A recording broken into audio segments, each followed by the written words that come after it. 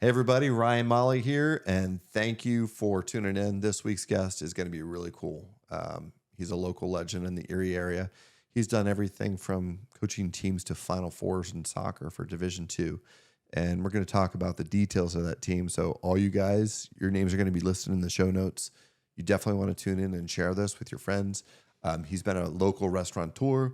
He's opened multiple bars, restaurants, the U Pick Six, what I would call franchise. I mean, there's multiple locations in Erie, and literally, I was asking my guest what he wants, and he said, I want this, and it happened to be from his brewery, and my buddy was able to go and pick that up. So this week's guest, John Melody. You may have guessed it from my intro, but stick around. It's going to be a great show. You're not going to miss it, and make sure to share it with all your friends, and we'll see you soon.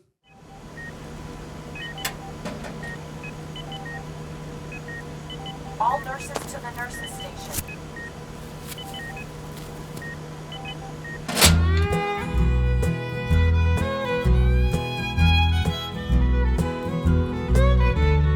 Lawless country people are real close family.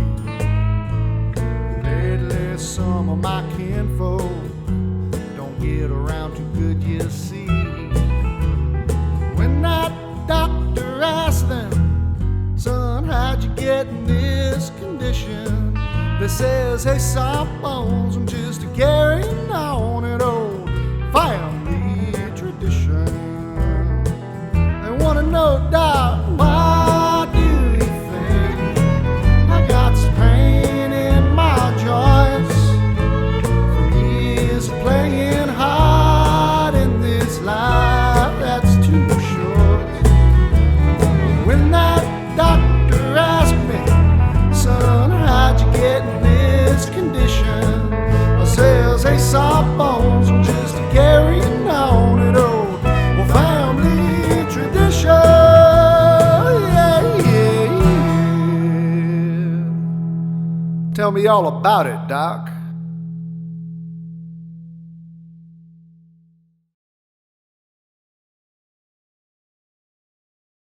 Hey everybody, welcome to Hey Sawbones, my story, my passion. I'm Dr. Ryan Molly, orthopedic surgeon, cutter of bones, businessman, entrepreneur, but most importantly, loving husband and father of 3 young and very busy boys. And today, I'm really excited and blessed to have our guest today. He's a guy that I've looked up to for 20-some years.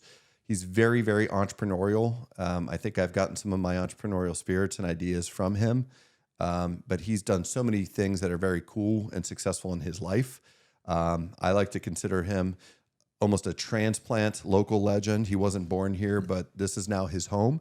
And he's our first, actually he's our second guest that was not born in this country, but now resides in this country and works in this country and thrives in this country. So without further ado, Mr. John Melody. So how are you?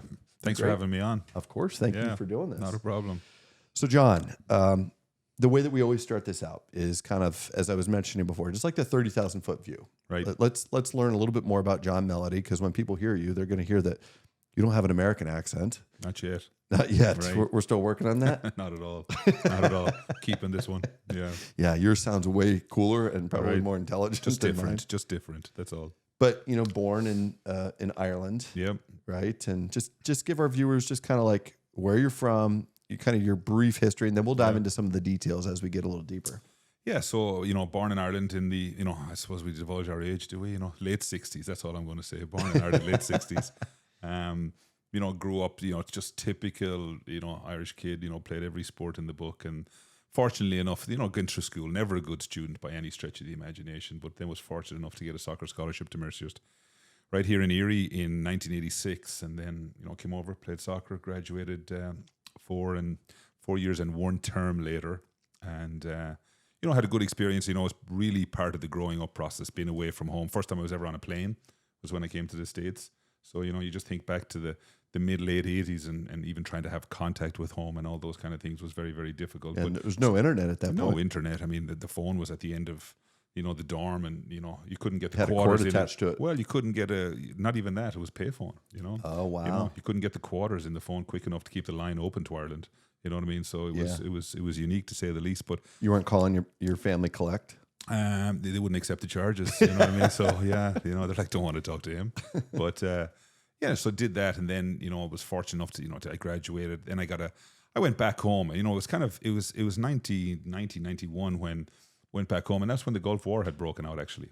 So at that point, it was like, you know, what's going to happen here? The world was in a little bit of turmoil. So was home kind of figuring out, will I go back to the States? I'd had a job offer here from, I'm not sure if it was Hyatt or Marriott, but I graduated in hotel restaurant management. So had that offer, that training program offer. I was kind of putting it on hold.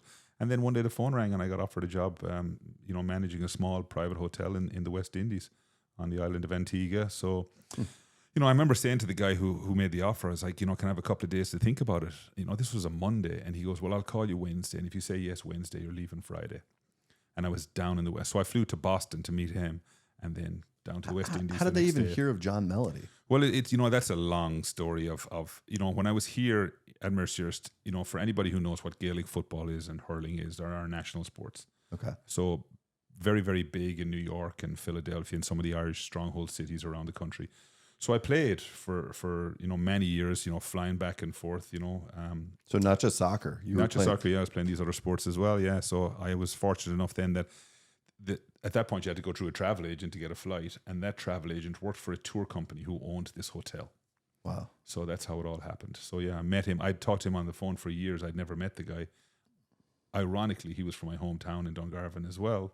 So when we got on the phone, we talked about flights, but we would talk about home and we would chat, and we just became Was he down in the buddies West on the phone. Indies? No, he was based in Boston working for that tour Okay. company. Yeah. So, but yeah, no, he came down to Antigua with me, and I think he left 3 days later and said, see ya, you're on your own. I was 22, 23. Wow. So yeah, spent 3 years there, and you know, that was, I mean, I could talk all day. I could have a separate podcast about my experience in the West Indies, which was wonderful, by the way. I have nothing but good things to say about the place. Wow. And so then back home, I always said when I was 26 I would go back home. You know, What for was whatever. magical about 26? I don't know. I just, like, you know, I've kind of seen it. I'm old enough. Maybe I'll, you know, we'll see how it goes. But it was always in my head from the day I left. I'll move back home when I'm 26. But I wasn't home 6-7 months when Mercyhurst called and said, hey, we're looking at making a coaching change, and would you be interested in coaching college soccer? So had you been staying in touch with them?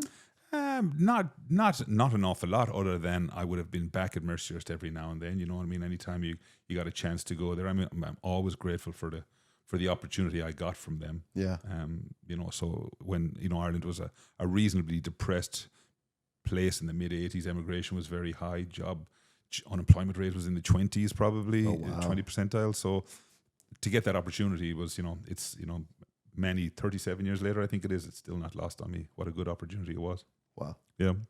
So West Indies 3 years, back to Ireland for a year. And Almost then, a year, yeah. Then you moved to the States and back to Erie, Pennsylvania. Yeah, back to Erie, Pennsylvania in May of 94.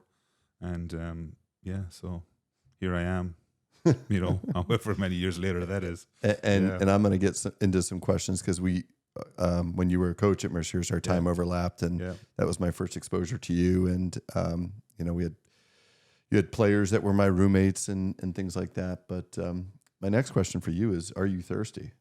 Yeah, sure. I'm always thirsty, I suppose. So, you know, I asked you what your favorite cocktail is or drink is. Right. And we'll get into some of this, but you own several restaurants in the area. Yeah. You also own this place called John Russell Brewery. Right. Correct? Right. John Russell Brewing Company, yes. So, and are you an IPA guy? Or is I am. something... I went from, I think when I got to the States, I mean, it was, you know, whatever when you're in college, pretty much. But I was always, I won't say a beer snob, but I mean, I wouldn't drink some of the stuff that people drank in college. It was very much like that. But then you're on to your Labatt, and then Guinness is always a favorite of mine. But I think I literally went from Guinness to IPAs. Really? And yeah, I mean, there was no in between for me. And I am just, you know, I am a big hazy hophead at this point. Do you like the fruity IPAs or? No, more citrusy. I mean, you know, just citrusy and hazy is my thing at the moment. I will always fall back to Guinness, just because it is. Does it bring you back to like the homeland? Yeah, type of it's thing, just a good beer. I mean, it's kind of the gateway to craft beer in a lot of ways. I would agree. And then, you know, and quite honestly, Labatt Blue is you know, it's everywhere. So if you're out and about and there's not many options, then that's always a good one too. So when you opened John Russell Brewery or Brewing Company, you created this particular IPA. What's it called? Pursue Your Happiness. Well, that's what I got for you. Did you actually go down and get some of that? I did. Did you? That was a shameless plug, wasn't it? Yeah. All right. Well, perfect. Yeah. So I actually had my good friend and my chief operating officer, who Sean. Yeah. McKinnon. Right. He was helping me out, and I said I was in clinic today. I said I don't have time for this. So this is pursue your happiness, and I didn't even know. He's like, all they have is crowlers. I'm like, what the heck's a crowler? Yeah. I was thinking a growler, like a bottle. So was this filled just today then? That was just filled straight from the draft system today. And then they just put this. Yeah, and it's sealed. So, that's probably good in your fridge. I mean, some people will say, a week or 10 days. I'm saying 4 or 5 days. It'll be fine in 4 or 5 days. Oh, so we need to drink this. Yeah, I mean, we're not leaving till that's all gone. Okay. Yeah. Well, he bought 3 of these. So shit. Okay. So, okay. Are you staying until we drink all those? Because you may not be making it to work later. Right. Well, I'm supposed to go to work, but sure, we'll see how that goes. Thankfully, we have enough. I'm pouring. We have a lot of good people working first. Good Lord. Yeah. I'm pouring foam in here. Although, you know what? And you're the beer guy, but we'll clean that up later. One of my buddies was trying to somehow tell me that when you pour a beer, you're not supposed to tilt it. You're supposed to actually let it foam up. You know who it was? It was that John Taffer. Or is it Tapper? John Taffer, yeah. He does the bar rescue. Yeah, no, I know what you're talking about. I mean, I got to tell you a funny story about him in a minute, but not him, but it's people who watch his show who would. I'll drink that one because that's a horrible pour. That's all right. How do you want me to pour it? Like this? Yeah, no, down the side, absolutely. Yeah, that's how I would pour it. Just slow and steady wins the race every time. Yeah, I kind of want yours because there's a lot less foam and it'll settle down in a second. It's all good. You want a little bit of head on there? Yep, absolutely. There you go. You're nearly there. Perfect. Thank you very much indeed. So, well, let's cheers this here. Yeah. So, cheers. Thanks. Appreciate that. Thank you. Not so ergonomic, right? Yeah. You're having to reach back there.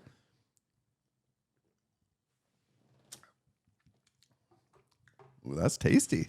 Yeah, so was that like your recipe? Did you? Well, it's not. I mean, we hired a master brewer. John Russell came from. Obviously, I'm John. My business partner is Russell Stackwitz, local Erie guy. Yeah. So we just put the 2 first names together, and that's what we came up with. We're not very creative, so that's where it is, and it works. And we hired a really good brewer. We really wanted to have good beers right out of the gate, and I think we've achieved that. So, this is just one that you talk about what you want and so on and so forth, and what will sell. I mean, IPAs I guess when you were thinking about this particular beer, what were your kind of tasting notes that you told him, like, hey, I would like this, I would like this? Yeah, hazy and hoppy, and it's not really a New England IPA, even though it is a hazy IPA. It's so we're almost calling it a kind of 6.8 ABV. Yeah, what's the IBUs on this? IBUs on that's it's not crazy hoppy, but it's still. Would you be in the 40s? Yeah, higher 60s. Yeah, oh, okay. Yeah. So, but it's just a good, and 6.2. It's not killer. Yeah, you know what I mean. It's good. Most people be like it's pretty high, but not. I would agree. Yeah. So I'm an IPA guy myself. So when you said that, I was like, perfect. Yeah. So yeah. Well, I mean, I was thinking that when he said, "What kind of beer do you drink?" I'm like, "Is he going to get beer?" So I'm like, "Well, I'm definitely not going to say Guinness." Because you can only drink that in the pub, as far as I'm concerned. I do have a can of. You know who I did that with was Joe Spano. Right, that's fair. So he's Italian. Just all right. So the format, as we always do, it is 6 questions. Yes. 3 business, then 3 personal. I always have my guests go first, and then we'll turn the tables. The one caveat that I will share with you is that you do have the ability. If I ask you a question that you don't want to answer, you can veto it. Yeah. You get 1 veto. Okay. And you are episode 16 or 17, and we've had 0 vetoes so far. So no pressure to you. But I mean, I'm happy to veto then. You'd be the first. Start, right? Yeah. So fire away. So, it's funny. I was just thinking about you as I was pulling into the subdivision here. I see a lady walking down the road with a limp. I'm like, I wonder if she's going to see Ryan Molly. And I've had I've had knee operations. I've had a hip operation. Which to you is kind of, I suppose, from a professional point of view, is more debilitating, and which is easier to fix, and which can you kind of prolong a little longer? Which is more kind of durable for want? Because I mean, I think I'm on the verge of almost hip replacement. We've talked about this before. Yeah, I can't remember. What was your hip surgery? that you had? It's just laparoscopic type thing. Okay, Yeah. You yeah. know, you pull the leg out, you Yep. stitch up a little bit, you put it back in, right? Yeah, you Something had like that. like a hip arthroscopy. Yeah, That's what you yeah, had. yeah. Okay. So I think the first part of your question was like, which can you live with more, Yeah. right? Hip or knee arthritis. And it's interesting, but I would say that most people with bad hip arthritis are miserable, absolutely miserable. People with bad knee arthritis, they're bad, but they kind of live with it. Right. Like, and they come in and they've been like, I've been dealing with this for 20 years, but hip arthritis, once that straw breaks that camel's back, they get to the point where they can't function anymore and they get debilitated very quickly. They're coming in with walkers, crutches, canes, whereas the knees, they wobble along, but they're not so debilitated that they're immobile. Right. In terms of, I think the second part of your question was like the fix, like which one is, did you ask which one was easier to fix? Which is like, if you go into surgery and you're in there all day and you go, okay, I got 3 hips, 3 knees, which is a pretty typical day for me. Yeah, I mean, yeah. I do 6 cases a day and it's about half. Yeah. Are the hips easier or are the knees easier? It depends, right? So like you can have an easy hip and you can have an easy knee, or you can have a really, really hard hip or a really hard knee. I will say that there's more steps to a knee. There's probably 120 steps to a knee, Right. like the recipe. You got to do this, then you got to do this, then you got to do this, and you got to do this. The hip, the longest part is the surgical dissection, the way that I do it without cutting muscles through the direct anterior. And that probably takes me, my hip replacements take me 40, 45 minutes to do. Right. And probably 15 to 20 minutes is me cutting the skin and getting down to the hip joint. Once I get down there, it goes pretty quick. Right. We cut the ball off, we ream the socket, put a shell in, and we expose the femur and put a stem in there. Yeah, just like that. It sounds just like easy, making a pizza. and it's not easy to do, particularly from the front. But then a knee, I would say a hip is a little bit more mentally draining. Okay. Because you're in the pelvis. There's a lot of vital organs there, right? If you go into the pelvis, there's huge blood vessels. There's the bladder. There's the colon. So it's a little bit more butt puckering, so to speak. And I think the complications with a hip, you can fracture the femur much easier than you can fracture a knee. Yeah. Hips can dislocate. Fortunately, the way that I do it, I haven't had a dislocation in 15 years Right. From primary hips. Knee replacements, though, I think are more physically taxing because they take me about the same amount of time, but I'm bending, I'm twisting, I'm manipulating my body in such a way to Right. see things with a knee that I don't necessarily have to do with a hip. And they used to be even more physically taxing, but as you get older, you start to learn ways to do things a little bit more ergonomically in your favor. And one of the things that I started doing that I've actually never seen anybody else do, but I started doing what's called a hanging leg holder total knee replacement, where I actually put a bolster underneath the thigh and the leg is literally hanging. Because before it was on a table and we'd have to physically lift it, manipulate it. My assistants would. So it was really physically draining on everybody in the operating room. Now it's much easier, and I actually raise the bed up so it's at my eye level. Right. Because I do suffer from bad arthritis in my neck. I can't really turn to the left too well. I can turn to the right better. My neck hurts me every single day. It's just from what I do. Yeah. It's a very common thing with surgeons because we're constantly looking down. Right. So the more I can do at my eye level, the better. Recovery. Hips are way easier to come back from than a knee. At 6 weeks, most of my hip patients say, I forgot I had a hip replacement. My knee replacement patients, they're not nearly that far along or that happy at 6 weeks. Right. I think we're getting better with knees, but knees are trickier mechanically. The hip is a ball and socket joint. You put a new socket in, put a new ball in. The knee, everybody thinks of it as a hinge joint, but it's not. I mean, it bends and it or flexes and extends or straightens, but it twists, it rotates, it distracts, it compresses, and it slides, it translates. So to recreate the normal kinematics of a knee from a biomechanical engineering standpoint or from a surgeon standpoint, surgical technique standpoint, way more challenging than putting a new ball and socket in. So, Right. yeah, That's busy. it's fun though. Yeah. It's like my restaurant business Right. for you. It's Yeah, my yeah. passion. Well, it's not fun every day, is it? Because I know the restaurant business isn't fun every day. And I mean, I'd be lying to you to say Yeah. that, but I Yeah. honestly, Sunday rolls around. Sunday night rolls around. I'm excited about the Yeah, next day. yeah, I yeah. love going to work. Are there days or cases where it's a little draining? Absolutely. But for the most part, I feel extremely blessed, and I love going to work. I'd say at least 90-95% of my days. Yeah, that's credible. Yeah. How many years you been a doctor? So you get your title of physician when you graduate from medical school, and that was 2005. So coming up on 20 years, or 19 years.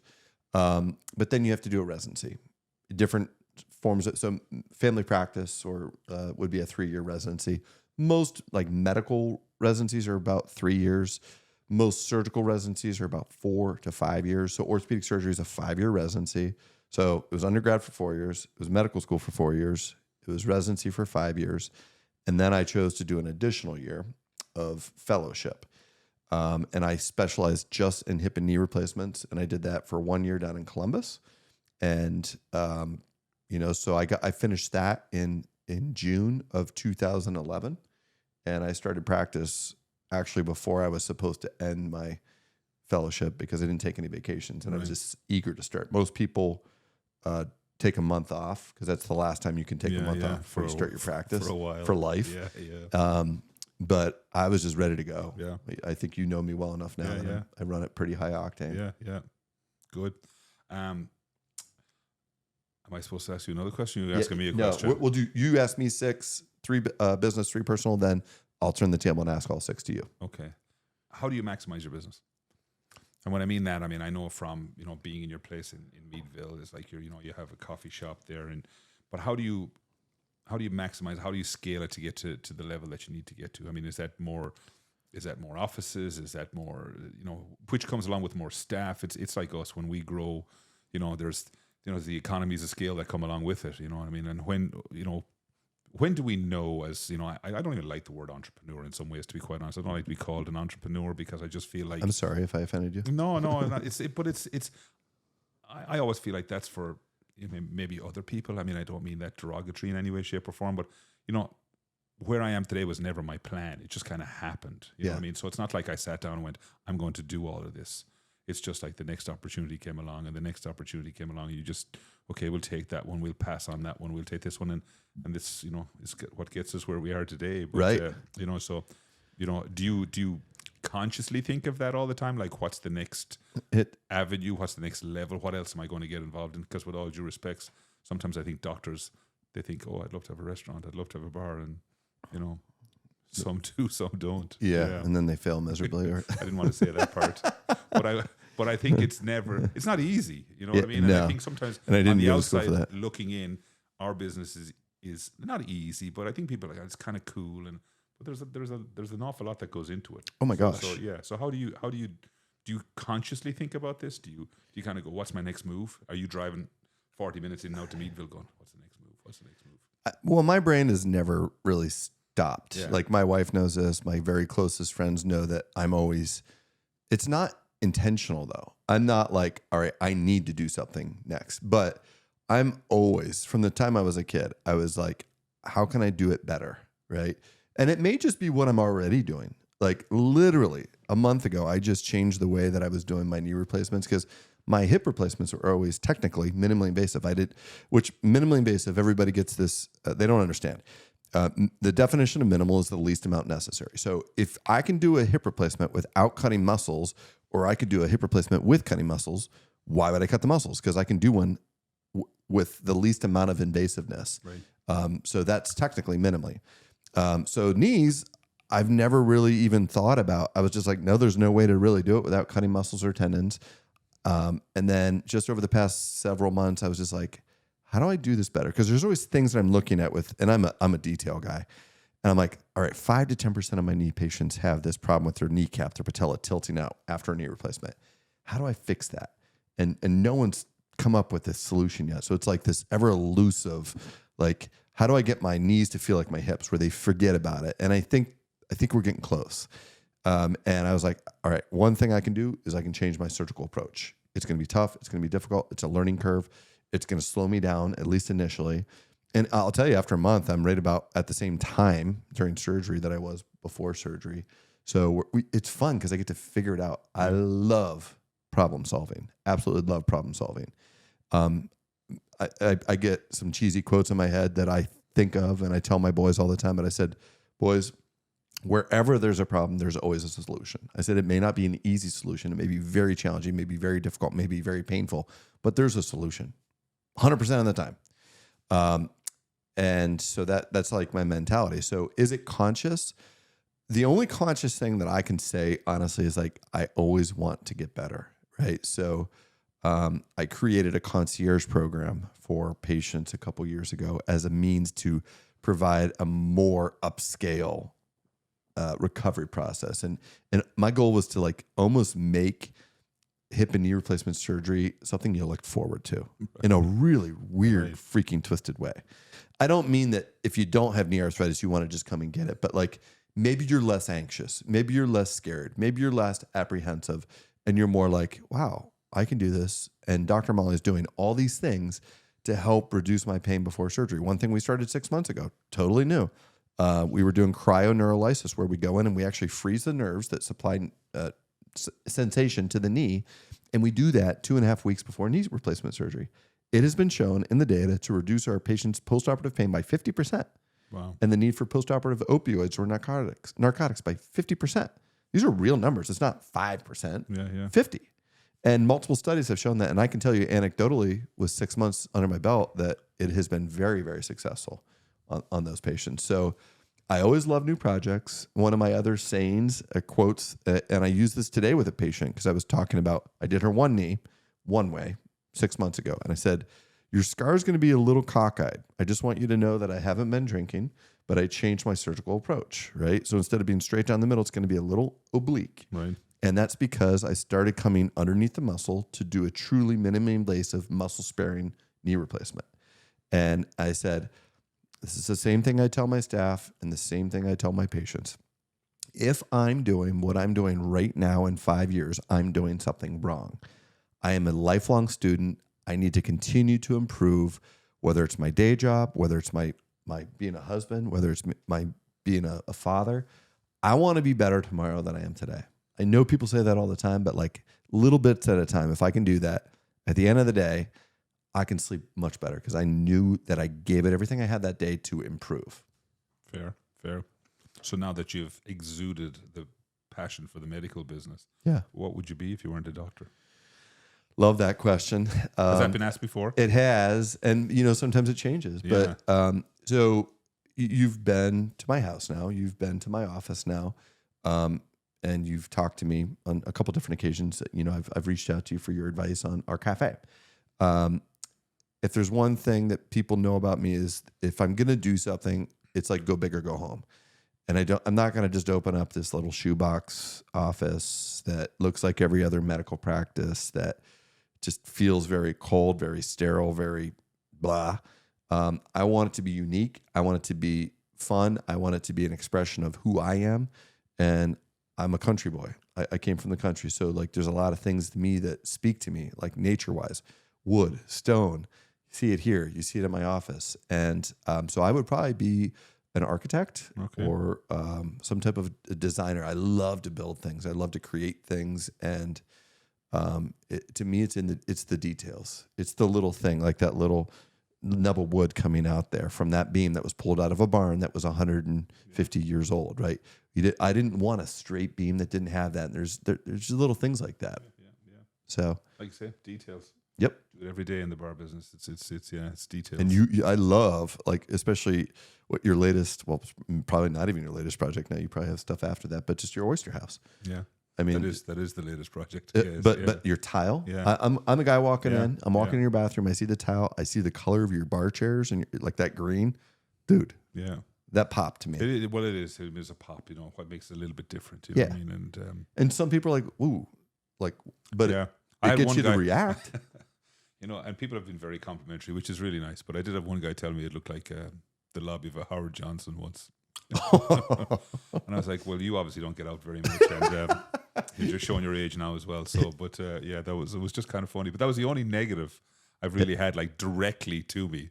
There's keyboard warriors, we all know that. Oh, but yeah. like directly, he's like, looks like a Howard Johnson. Like, you need to get out more. You should have been like, that's the look I was going for. Perfect. Yeah. It took me a second, but it was just kind of funny. Yeah, that's what I All right. So personal questions? Personal questions. You're from Meadville. No, not Meadville. Titusville, right? Is it? No. Townville. Grew up in the middle. Jesus, where's that? Townville's right between Meadville and Titusville. Right, right. And How far is they it had to from get so Meadville? creative Right. that they didn't know what to call the town, so they just called it Townville. Right, you're right.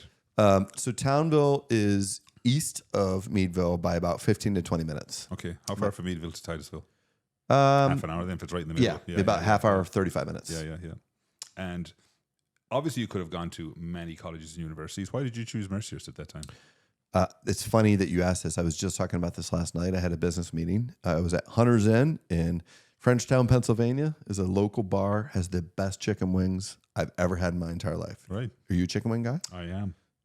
You and I need am. to go there sometime. Okay, Right? But we're perfect. going to drink. We're not drinking Guinness. We're not drinking IPAs. No. You drink Strohs there. I'll have the wings. Yeah. Will you do some Yingling at I least? will, absolutely. Okay, we'll do Of course I Yingling. will, yeah. So on the way back, we were driving back into Meadville, and he asked me, he's like, "So you went to Mercyhurst?" And we're driving through Meadville. He goes, "Isn't Allegheny College here?" I was like, "Yeah, it's right over there. It's behind us. My sister works there." And I said, when I came out, I really only looked at 3 schools because my family was so important to me, and I wanted to be close to home. So I looked at Allegheny College. It was too close to home. I mean, it was right there. Right. I probably wouldn't have even thought of living on campus, and I would have commuted, and I would have been miserable, because I wouldn't have gotten that experience. So then I thought of Grove City, and thought about potentially playing basketball in college. I was like, I could probably play there. My plans weren't to become a physician. I wanted to become a chiropractor. So I wanted to get some type of education that focused on the musculoskeletal system. And I was like, okay, I could do that at Grove City. It's a good school academically, but they were a little too strict, right? So I was like, I want to be able to have some fun and not feel like I have to have a shoe in the door or no alcohol on campus and things like that. So then Mercyhurst was my third. It wasn't my third choice, but it was the third school I was looking at. And it hit everything for me. It was the right distance from home. It was 45 minutes, 50 minutes. So I didn't feel like I had to be home every weekend. My sister was a senior there when I was a freshman there, and she played basketball there. So it was first year half off tuition. Yeah. That helps a lot, right? Especially when you're coming in, and my parents helped a little bit, but I got some scholarships, and I still had some student loan at the end of the day. So that helped. And then my best friend, Jared Oakes, was there. And they had this interesting program called athletic training. Okay, so you grew up together, you and Jared Oakes. Okay, I always thought he was from Cleveland. No. Okay. No, so we grew up, went to Maple together. He was 1 year ahead of me. Right. We went to the same church, which is where we really started to get to know each other. We taught Sunday school together. We played basketball together. We ended up going to Mercyhurst together. We ended up being the best men in each other's weddings. We both met girls from Metro Detroit and somehow moved them out of Detroit to different locations. Me back to Erie. Right. And Jared. Cleveland was nice because it was halfway for her and for him. So, but the Mercyhurst it just started hitting all the things. And I like the fact that it was a Catholic school too. Grove City was a Christian school, but not Catholic. And it just felt right. It was a beautiful campus. I liked the vibe. My best friend's there. My sister's there. I felt comfortable there. It wasn't 5 hours away. I could get home if I needed to. And they had a great athletic training program that would really, really prepare me for chiropractic school. Yeah.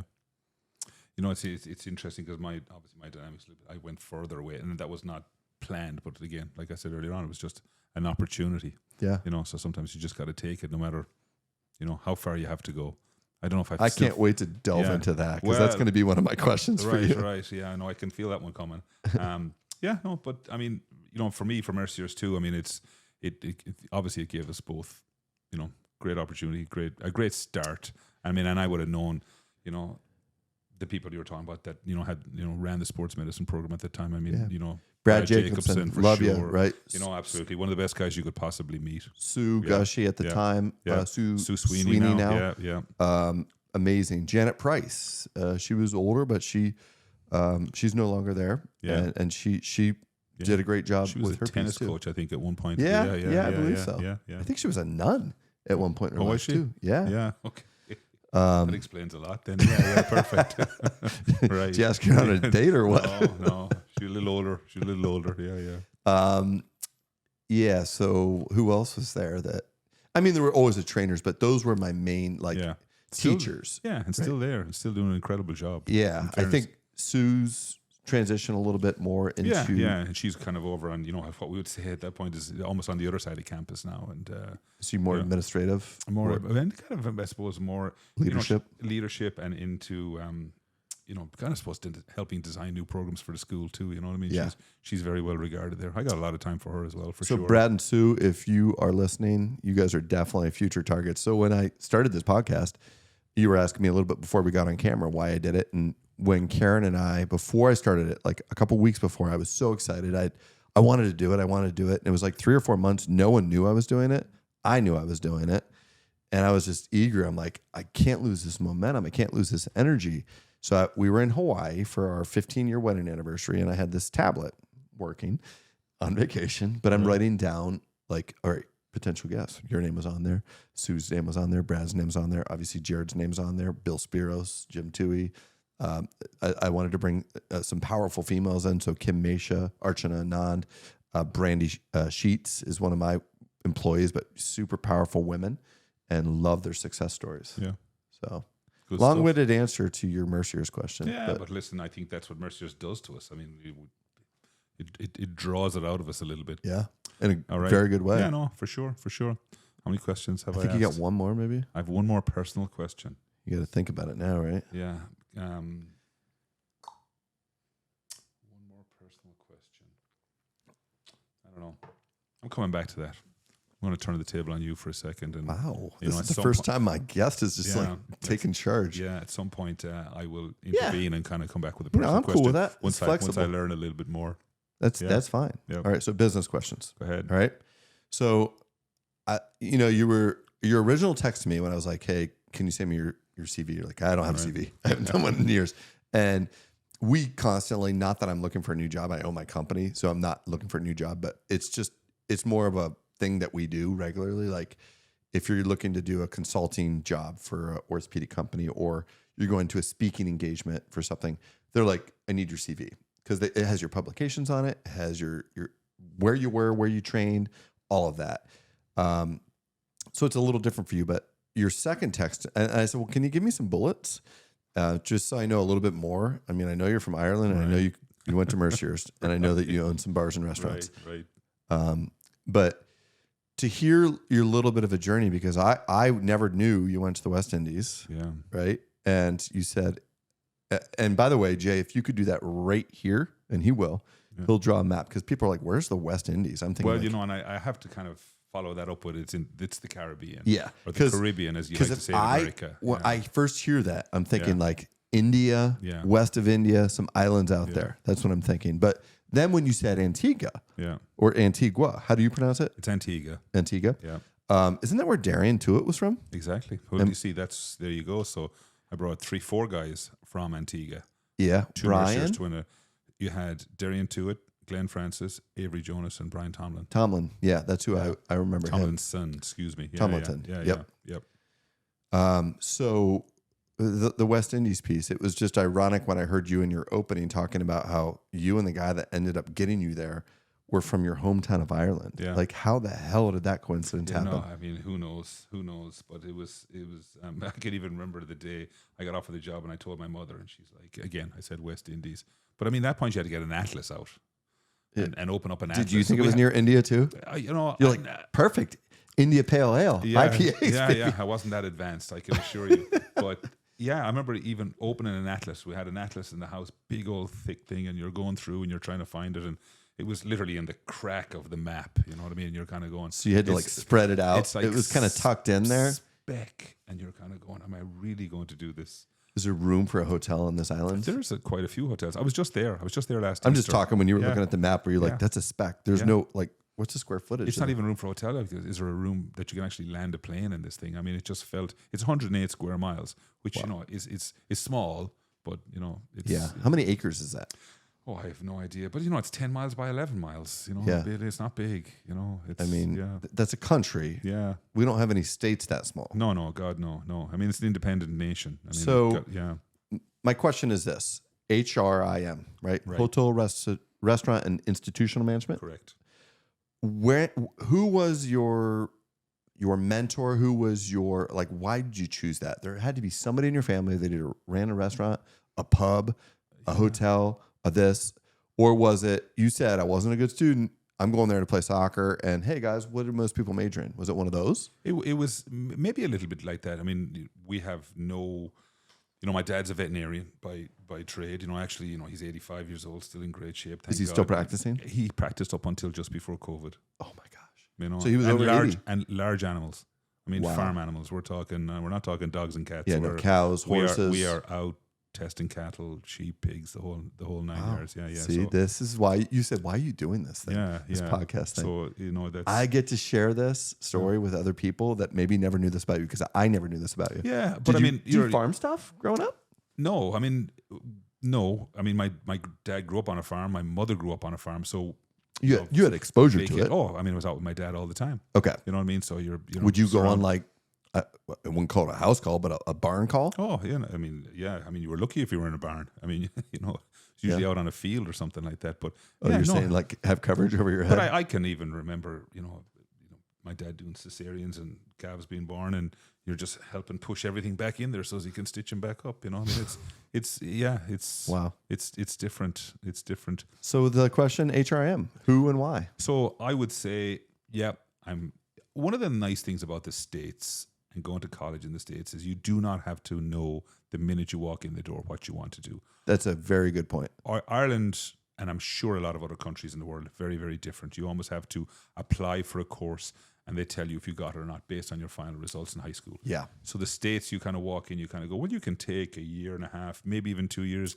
We have certain core requirements. We have certain like a classes. flex year almost, right? Exactly, where you just kind of figure out what you want to do. And it was at that time where, I always had this thing. I would open a bar, my own pub. I don't know where that ever came from because it's not a family thing in any way, shape, or form.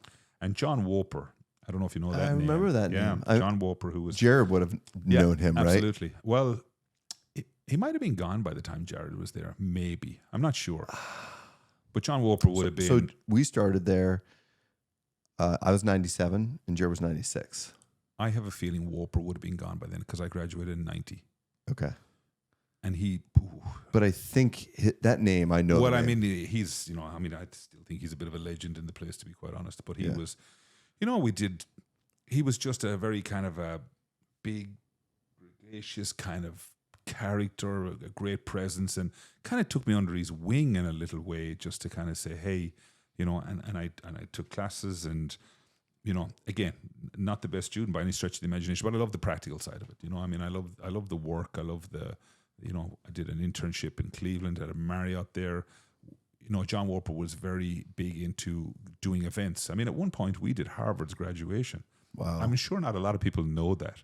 But for 2 or 3 years, we went to Harvard in vans and buses and literally did their graduation. So that had to be detail oriented, right? Very detail. There's not one rose petal that's out of position there. Yeah. So we stayed on campus there, and so I have been. How long did it take for you to get like that ceremony set up?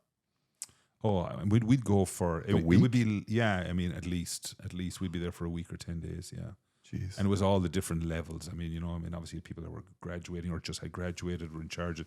I mean, it was busy to say the least. And it was, when you think back, I mean, how John Woper was able to get Mercyhurst to go and actually pretty much run Harvard's graduations, and all their class reunions kind of took place at the same time.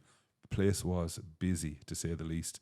And he could. When were you doing that? Were you a student? Yeah, no, a student. Yeah, so that'd be late 80s. Yeah. So, I mean, I'm probably not the first person that's ever told you this. Like, you're pretty easy to talk to. You have a personality, right? How much of your success? Because you've said 2 or 3 times now, I was not that good of a student. Do you attribute to the fact that like you're really good and easy to talk to? You're a good communicator. You're open. You're honest, and you're likable. Well, I suppose I can say my brother said this best. He goes, John doesn't mind learning, but he just doesn't want to do it from a book. You know what I mean? And I think that's the best way to describe it. I mean, I'm always I want to be engaged. I want to do a good job. I want to learn, but I was never one for just sitting in a classroom and just, that's why you're more of a practical learner. And I am. And even when I coached for many years, my pre-game talks, my halftime talks, my post-game talks were minutes, like minutes. I just never felt that there was that much to say that you couldn't get the message across, that's what practice is for. That's what creating a culture is for. You know, it's our manager meetings. They don't take so long. they You took say you what minutes. Yeah. How long did it take you to prepare it? Or were you a gut emotional speaker? Like, because at halftime, you don't have time to prepare because you don't know how the first half's going to go. Yeah, exactly. Your pregame, you can prepare. Yeah, for sure. But halftime's on the fly. Yeah. So how do you craft a 2 to 3 minute halftime speech when you are struggling and your team's behind? Yeah, well, I mean, And keep you it can swear keep a it lot. succinct. Yeah. Is it half your verbiage, Nah, the F listen, word? you know, Or yeah, I mean, some of it is, but I just say that's for emphasis. You know what I mean? That's just to is make it sure like you're an listening. adjective? Or It is a strong adjective, but an adjective nevertheless. You know what I Yeah. mean? So we just say, hey, this is what we expect. But I mean, like you say, I mean, soccer is one of those games where your halftime talk can change in an instant. I mean, if you score a goal just before halftime, you concede a goal just before halftime, or you go 2-0 up or 2-0 down, whatever it might be. I mean, so yes, there's a lot of that is on the fly, but half the time it's just, keep the message going because not a lot changes, I don't think, from your pre-game talk to what you might have to say at halftime. you're going to make some Maybe just minor adjustments? Minor adjustments, but you're just re-emphasizing But the you're not message. like, this Yeah. is what we were Yeah. doing, and Yeah. now we're completely changing Yeah, it. no, because I don't think that you don't become a bad team in 45 minutes and you don't become a brilliant team in 45 minutes. Yes, you might have played well, you might have played poorly. I love that. But at the same time, like, we just reinforce the message, we keep it going. Yeah, somebody might need to be called out, but you can't shy away from that. When I was at Mercyhurst, I used to say to any recruit who wanted to come, if you're really, really serious about your soccer, this is a good place for you. If you're not really serious about your soccer, this is not a good place for you. And I would say that in the room with mom and dad and kind of go, we're trying to win something here.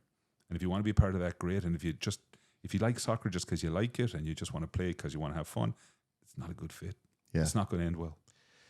There's so many times that people these days talk about transparency, and that's being completely honest and transparent with your incoming student athletes. Yeah. And do you carry that over into your business now? Do you when you're interviewing people? Are you, number one? This is a 2-part question, but it's only going to count for one. Okay. When you're interviewing people, are you now that transparent? Because I feel like right now we are in desperate times, desperate measures with staffing, and we touched on that a little bit upstairs. But so are you that transparent? Because I think in college, when they're coming there to go to play soccer, like, you have some selection, right? You're choosing from the best of the best because you had some amazing success, and we're going to get into that. Right. But are you afforded that type of comfort to essentially be that serious in an interview or transparent in an interview? And are you part of that interview process still, or do you have a team underneath you that does that? I think when it comes to management, you're part of that interview process for sure. Am I part of that interview process for what we would call hourly employees? Not really. Okay. You trust your leadership team? Yeah, you do, because you can't force it on them. I can't say, if you're running public house, for example, going, hey, Ryan, I want you to take this guy or this girl, and then you turn around to me 6 weeks later and go, what in God's name did you send me? So yeah, the managers are accountable for their own staff. I love it. But when we have management, yes, and what I think we do a nice job of is we promote from within quite a bit. We give people opportunity, and I think we've had a lot of great success stories. What I don't think we do as good as we could do it is we try to bring people in from the outside. We like new ideas. I don't, and I'm speaking for my business partner when I say this too.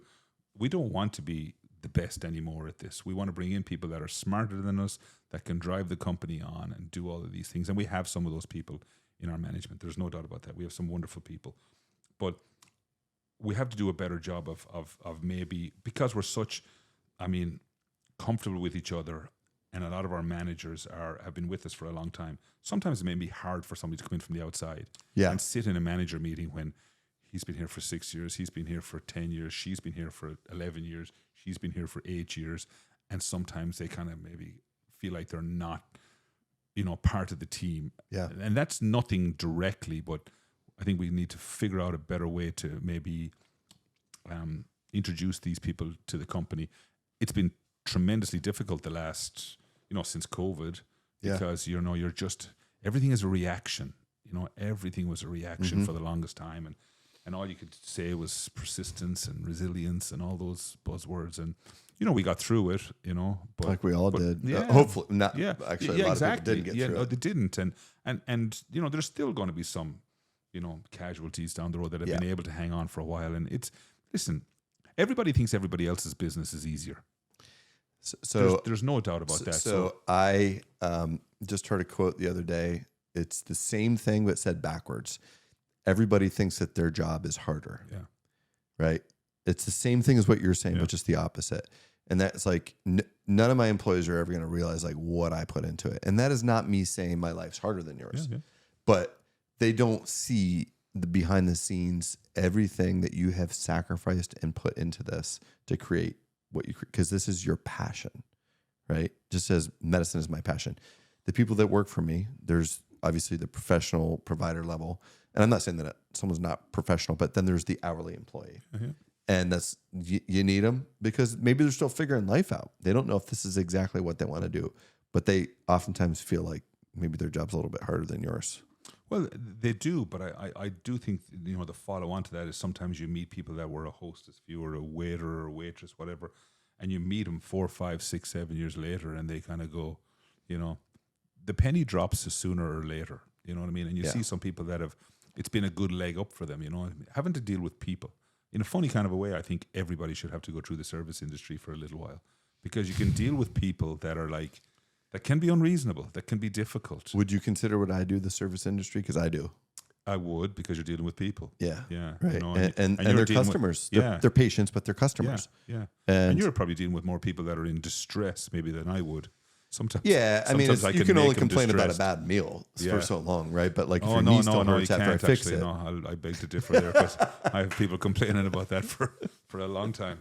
Yeah. Oh man, guys, if you don't like it, don't go there anymore, right? Yeah. But the problem is or tell us. That it's not even that. It's like, we do our level best to touch every table. Anybody who comes into us, you do a great job of that, by the way. I can say that. We touch tables, and if you have an issue, I mean, that's why we touch tables. Yeah. You know what I mean? So listen, this wasn't right. Are you going to get annoyed if I say my steak wasn't cooked right or this or that? No, not at all. Okay. I'm going to get annoyed if you go out afterwards and say, put something online and say, well, I didn't have, this was wrong. We give you the opportunity. I've literally talked to people on the phone and they've said after the fact, I go, well, did a manager stop by your table? Oh, yeah. Well, why didn't you tell him or her? You asked that question? Oh, 100%. Yeah. And they go, well, I didn't want to cause a fuss.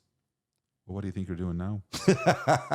See, this is what I love about you because you're brutally honest. And it's every time we get a complaint, I'm the one who calls. I mean, as an owner, so you still do that? I do. I genuinely care. I know when you go outside your front door that you have many, many options. You're gonna need some more beer. In what we do. So the fact that you come to one of our places, I am very appreciative of that. I want to give you value. If you spend $20, I want to give you $21+ of value.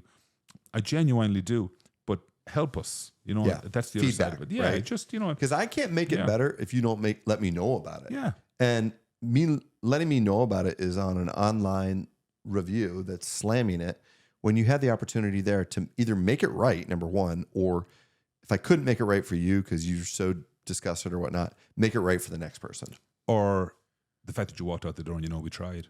Yeah. Because you can't please everybody. We understand that. Yep. But at least... What do you think that percent is? That's small, thankfully. It's increased. 5 to 10%? Yeah, no, it's smaller than that. I mean, there's some... I think our success rate on that is pretty good. But at the same time, people have to give us the opportunity to fix it if it's wrong. Yeah. And I think since COVID, it's gotten worse, to be quite honest. I'm hoping that turns a little bit. What's gotten worse? I think the complaints. Oh, they're more frequent? People are a little bit less tolerant. Okay. And I will equate this to, and this is my own layman's version of this. Been cooped up for... Well, that's it. I think people were at home for a year or two. They want their dinner at 6 o'clock. They sit down, they have it at 6 o'clock. Yeah. They control the environment. Yeah. All of a sudden they go to a restaurant. Hey, it's busy. Somebody made a mistake. They made something wrong. They added something or didn't take something off that you didn't want on that item or not. And all of a sudden you get upset about it. Like, so they're not controlling the environment because when you're making your sandwich at home, like I had one recently from a lady and she was very nice in fairness to her. She made a complaint and she said, how hard is it to cook eggs? I said, it's not hard, but it's hard to find somebody to cook eggs. Did you get that right on the spot right, too? gave it to her right away. And she was, listen, like I say, she was nice. I sent her a gift card, and I have no problem doing that. But, and I say this I feel like I'm saying this for all the service industry. Just be a little nice. And if it's not right, tell somebody. We don't mind. Be a little bit more tolerant. Well, not even tolerant. Get your value for money, for sure. Get your value for money. But let us know. But let it tell us. And don't don't make it a public thing where you're like starting to, you're getting the big hammer axe out, right? You're coming in for the kill on it. And we've done it. We've stopped by tables and said, "How's everything?" They go fine, and they still. I don't think I've ever been to any of your establishments where either usually it's you. I feel like I'm not like, is John there tonight?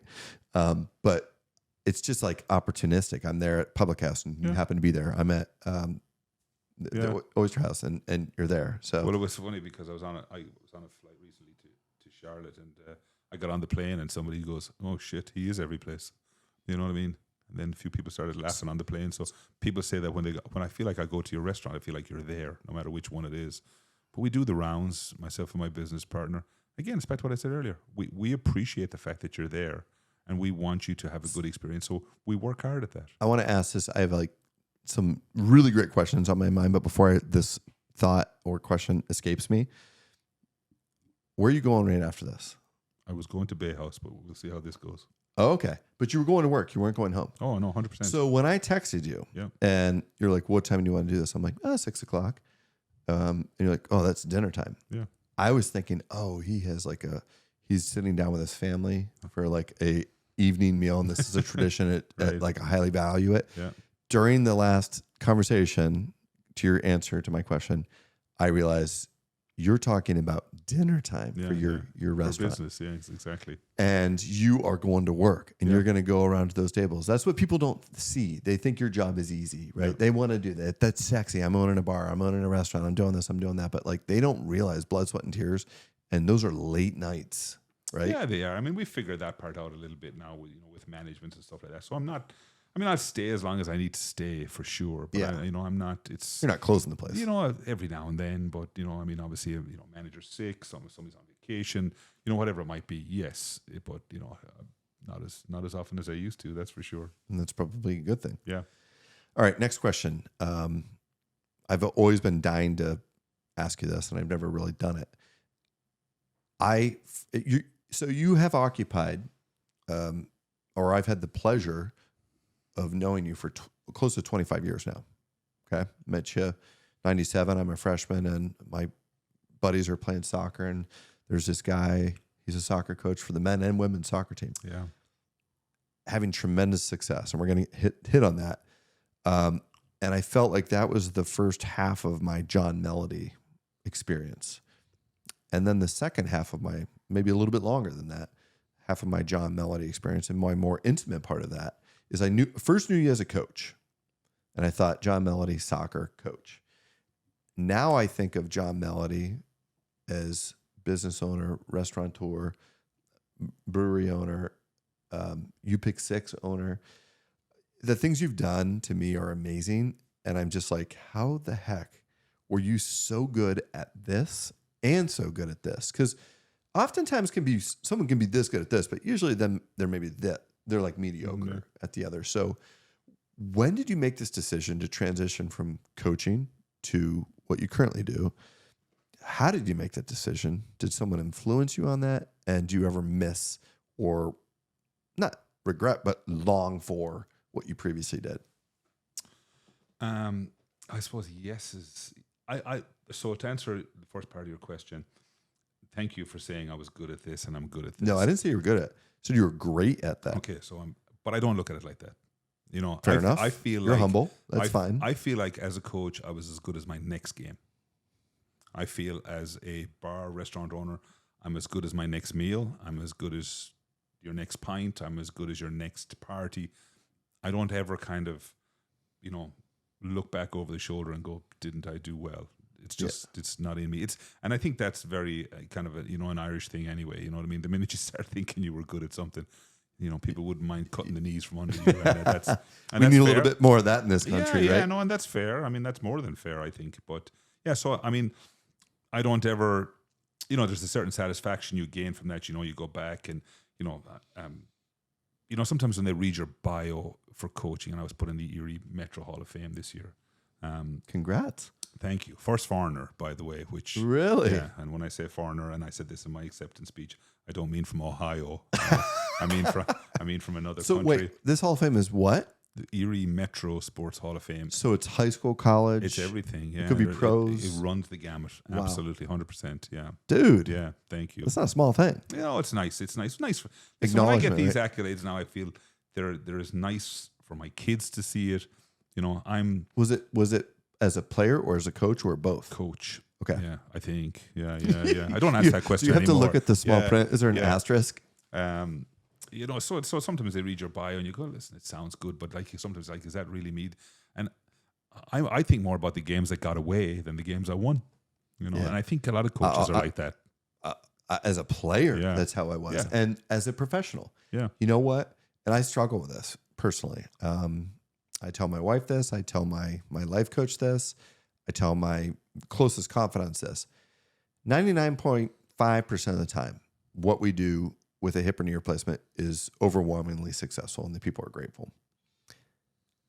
I oftentimes forget about that and I focus and Yeah. hyper focus on the 0.5% Yeah. because they can make your life miserable. And I'm not saying this in a derogatory terms No, towards I'm patients, but I'm 100% with it's you. the experience because Yeah. you're like, how could I have done that differently? How could I have coached that game differently? How could I have done something differently? Maybe education wise before surgery, technically during surgery, or my aftercare. Like, because people think that I have no remorse. And that is probably the most common misunderstanding. I mean, like, this stuff haunts me. Yeah. Well, we talk about it like you can't, and it's a little bit different for me. I mean, you get a bad steak, you get a bad hip. There's a bit of a difference here. Yeah. But you mentioned they'll continue to complain about it. Yeah, but at the same time, I feel like, you're out there, you're doing your best, and I would say 90% of people are wonderful. 5% are tolerable, and there's 5% that are maybe not tolerable. Hold on. But I'm a it's- mathematician. My dad's a math. You said 95 plus 5 plus No, 5. 90, 5, and 5. Oh, 90. 90, yeah. 90, 90 are tolerable. 5, 5 and are 5. you can Okay. handle. Okay. No, Gotcha. 90 are great. 90% of people are wonderful. 5 are tolerable. That's a great breakdown. 5 are tolerable. 5 are but it's the 5% for me that drains you. that can live rent free in your head. Is Yeah. kind of, and this is what you try and let your managers know. Listen, if you did your best and you tried to take care of the situation and it just wasn't good enough from, at least you tried. Yeah. When somebody walks in and says, hey, table number 1, 2, 3 is a little upset, I'm straight there, and I would hope our managers are straight there and go, do your best to fix the problem, and if you can't fix the problem, at least you tried. Yeah. So then if they do complain afterwards, you kind of go, listen, the manager went over here, she tried. I mean, what else can we do for you? Yeah. So I'm very much like that, so. But what was it? Was there a moment where you're like, why am I coaching anymore? I want to do this, or No, I mean, it was literally, so somebody came to me and said, hey, I'd love to open up an Irish pub. So this was a Mercyhurst, a classmate of mine. Yeah. Go nameless at this point. And I said, we'll that's call him one. Jared Oaks. Right. Yeah, It wasn't, but no, it wasn't. So I said, listen, I coached soccer at Mercyhurst University, Mercyhurst College at the time. I said, I wouldn't have that kind of money. So basically he said to me at that point, he goes, listen, I have access to money and I would love to do this. So from there, did a bit of research, so on and so forth. And it went back and forth. We met quite a few times. And it was literally, we found the building, which is the building where Molly Brannigan's was downtown, which is sadly no longer. it's no longer. It's no longer, no. When? Christmas time, had a bad flood, and Oh, yeah, we yeah, were closed there it.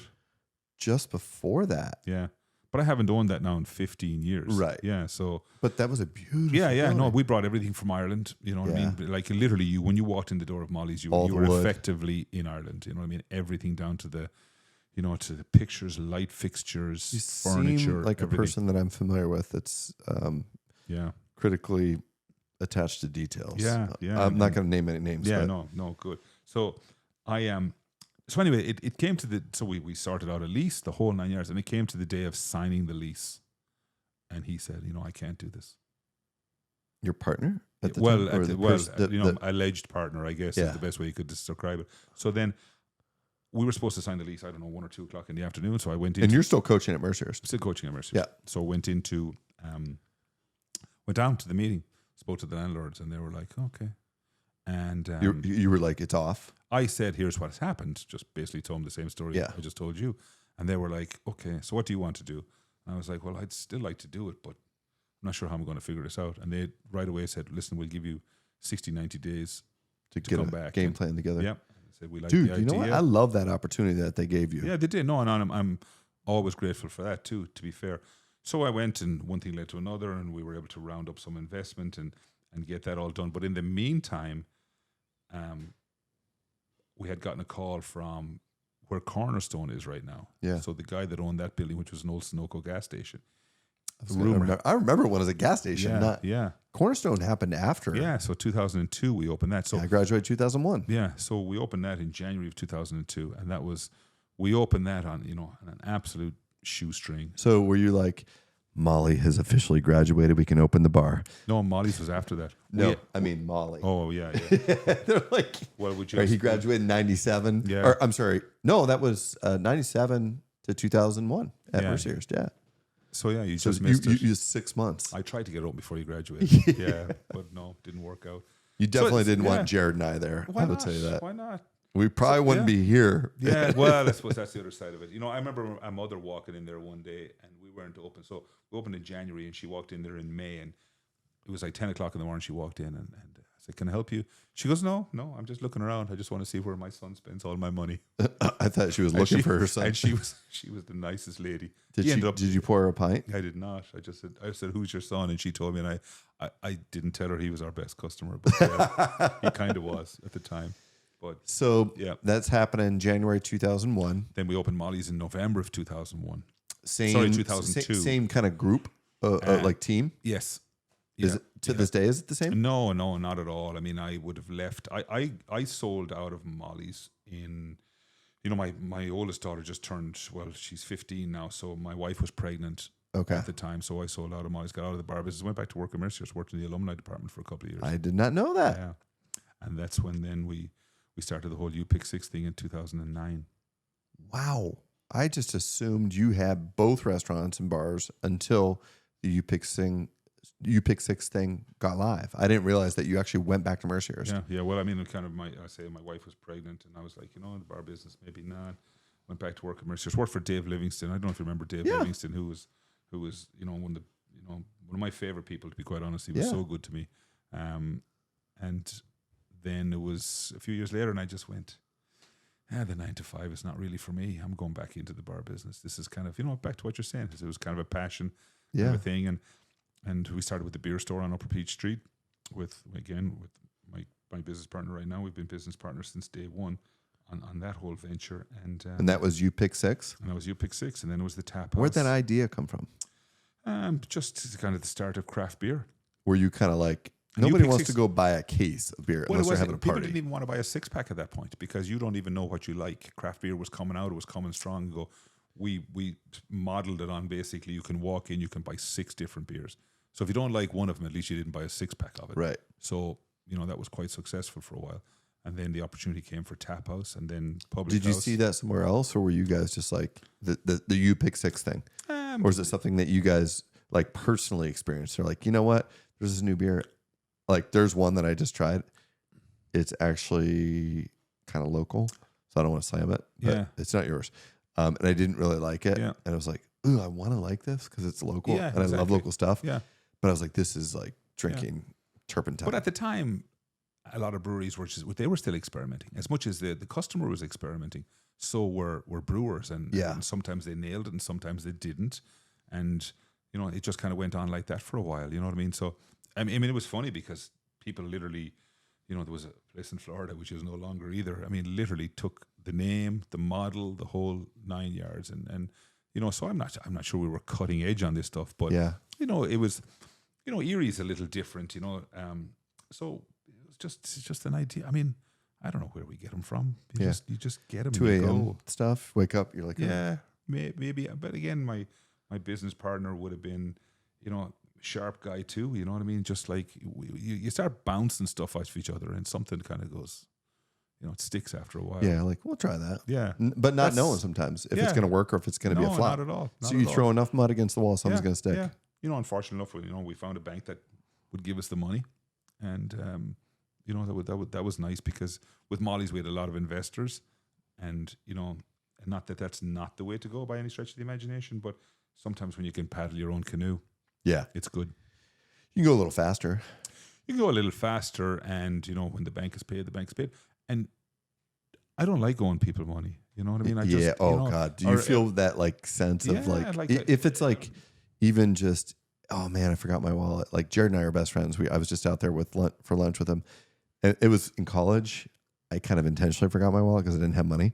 But now I feel like indebted to these people. So I'm just like, let me get lunch. Yeah. I legitimately forgot my wallet. And we went to lunch. I'm like, Jared, I forgot my wallet. He's like, oh, figures. Yeah. That has happened to me. Once that I can ever remember, I forgot my wallet. Yeah. Once ever. And what was the situation? The situation was we were building Molly's. And there was a carpenter came from and they're like, we need your whole bill for this entire thing. Not right even now. that. Forgot my wallet. It was a carpenter came from Ireland to help us out with this thing. Wow. And he was good at building shop fronts and all this stuff. And I never met the guy. So he arrived. He was going to stay at my house, the whole 9 yards. And when he got there, I didn't know who this guy was from a hill of beans. Wow. And he got there and he said, hey, it's Sunday night. You want to go for a beer? And I was like, perfect. This guy's going to go for a drink. We just jumped in the car and went down. We had quite a few beers. And then I was Where'd you go? Calamari's. See, this is the details that I love too. Because I'm like, so we had some wings. He went to the Plymouth. He went to the Plymouth. Yeah, no, on a Sunday night. And the next thing was the bill came and I was like, I don't even know this guy. Yeah. And I forgot my wallet. Oh. Never happened to me before, never happened to me since. But yeah. How did you square up with him later? I squared up with that night once we got back to the house because he was staying with me. Okay. Like there's but your money. It's just like a really bad feeling, isn't it? It is, but I think he wouldn't take my money because he just wanted to bust my chops for the fucking rest of his life. Because he knew it was bothering you? Yeah. Yeah.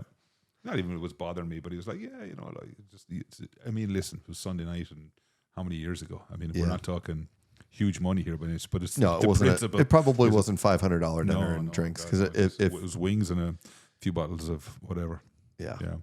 Okay, so my next question for you is: you've had this life experience of coaching and being a restaurateur, bar owner, but I want to go back to kind of the coaching days a little bit. All right, so I got to witness your success. I was a trainer for you, I think, at least 1 or 2 seasons, but. One of my roommates, Dave Sliz, played on your team. Yeah. I'm just thinking of names right now as we were talking about Nick Potter, but I'd love to just let's give this segment a little bit of that team. And I want you to kind of introduce that team. Yeah. I mean, that special bunch of guys there. I mean, that was, played in a national semi-final in Elite 8? No, in Final Four. Oh. Yeah. Final Four, 1998. So that was my sophomore year. Yeah, beaten by not Wisconsin, but beaten by South Carolina Spartansburg. We had, I think a lot of what I'm proud of with that team is we started, Spartansburg, who beat us, started 10 foreigners. They had 1 American on the field. Wow. We had 3 foreigners. We had 8 Americans start that night, and they were exceptional. I'm going to pause you right now. Yep. Allie, and I'm talking to you, keep this live, Jay. You need to make sure that in the show notes include all these people he's going to mention because this is going to make his podcast go like this because they're going to watch it. Right. And then they're going to share it with their family and friends. So start getting your pencil and paper out. Yeah. If you need any help on names, I can get them from John, but I know most of these guys, if not all of them. Yeah. So, I mean, like I say, that was a special group. I mean, we had, you talk about Mark Fitzgerald, who was captain of that team, who was first team All-American. And where was he from? And he was from Ireland, Yeah. and so the 3 foreigners were Darian Tuitt was in goal from Antigua. Stuart Hogg was from Sheffield, England, and Mark Fitzgerald is from Kerry. You remember Stuart Hogg? Yeah. But I mean, what a good group. You mentioned Dave Sliz, Rob Jurkovic, Anthony Mayer. Anthony Mayer, the only guy that Cleveland area, wasn't he? No, Anthony Mayer was from Or is he Philly? Cape May, New Jersey. Yeah. I was gonna say he's got Suburb more of that Philly kind of like. He had that Philly, the New Jersey chip, as we call it. I'll tell you one thing. Yeah. You did not want to get a bar fight with Anthony Mayer. No, I've seen one or two of those over the years, and he was well able to. He look can after go from himself. zero. He could be the nicest guy in the world. Love you, Anthony. Don't want to get in a bar fight with you. Yeah. And just listen, what I love about that team is, that team was inducted into the Mercyhurst University Hall of Fame a couple of years ago. And of the 18 guys that were NCAA rostered for that game, 17 of them were back here for the weekend 20 years later. What was the number again? 17? 17 of the 18 rostered NCAA guys were here that weekend. Who wasn't here was Mark Fitzgerald, who was put into the Hall of Fame as an individual the year before, so he couldn't make 2 trips from Ireland back to back. So it was a big ask. So that's, give him the hall pass on that one. Oh, But, yeah, 100%. Lynn Burns. Nick Potter, who's, down at Duke, working for Duke basketball. Can I tell a quick Nick Potter story? Listen, everybody's got a Nick Potter story. But I want to hear yours, but I want to tell you mine. My Nick Potter story is, I think I recruited Nick Potter and his voice wasn't even broken. You know what I mean? I don't think his voice is broken yet. And I have been to Raleigh, North Carolina, and I've been to Duke games because he's gotten us tickets to go to Duke games. And what's lovely, and this is one thing I will say, I will remember this very vividly. For years and years and years after these guys graduate, they will call you and go, "Hey, I need some advice. What do you think about this?" You. Right. But I can. You were more than a soccer coach to them. You were a mentor and probably a fatherly figure too. But I can remember the day when I had to call one of my players for advice. And you kind of go, you know what? Here's the situation I'm in, or here's the situation. I can't even remember what it was. Was it Nick? No, it wasn't Nick actually. But I can remember the player, and I can remember kind of going, "What do you think about this situation? What would you do?" Can you tell the story? I don't remember what exactly I was asking about, but I remember the player. I'll go nameless because you don't know everybody else was like, "Why did you call me?" Yeah, But I very vividly remember kind of going, "What do you think here?" And I think they know you didn't call them. Well, yeah, true. Yeah, that's but now they're gonna be like, "Wait a second." Well, they might think like, it's 20 years later. Maybe he did call. They're like, "Why him over me?" Yeah. But it was. Yeah, has it been that long? What year was that team? That was 98. So more than 20 years. It was 25 years, I think, when they got inducted into the Hall of Fame. Wow. So and just to have those relationships with those players, even still to this day. What was your Nick Potter moment though? Because I want to tell my. Well, no, I think Nick Potter in his tryout, somebody tried to meg him. In soccer you put the ball between someone's legs, and he took the ball off him and he megged him back. And I went, "You cheeky little bastard!" But you will absolutely do for me. And there's another guy. Was that your moment with Nick where you're there's like, a moment? There's a moment with all these guys. I think when you see something like you kind of go, they fit in. Jungerberg, was he part of that team? Yeah, Jungerberg was a year later than that. Okay. Was that Jankowski? Jankowski was part of that team. What about, I'm drawing a blank on his name. Mike Shields, you had Eric He Clark. tore his ACL. I remember PJ. JP Kitchell. JP Kitchell. Yeah. I just saw him last night. I was at the Mercyhurst. Yeah, local. I was the guy that found out he had a torn ACL. Yeah. I remember that. That was the first time as a student trainer where I was like on the field, first responder. I'm like, dude, that thing's out. This is not good, But he came back, rehabbed that, and became an All-American. Oh, he did? You know what I mean? Yeah, Love the grit, love the determination. What's he doing these days? He's a teacher. He's a special needs teacher right here near. He got some award recently. Yeah, some kind of teacher of the year. If you see him again, tell him I said hello. No.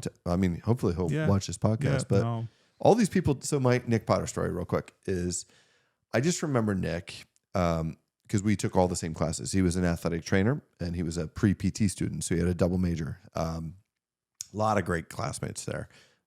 Greg Beato, Susan Beato, now Gautam. Or I'm sorry, Susan Gautam, now Beato, married Greg. Todd Marshall, Trevor. We just had a great Josh Hoffman, I think, was a year ahead.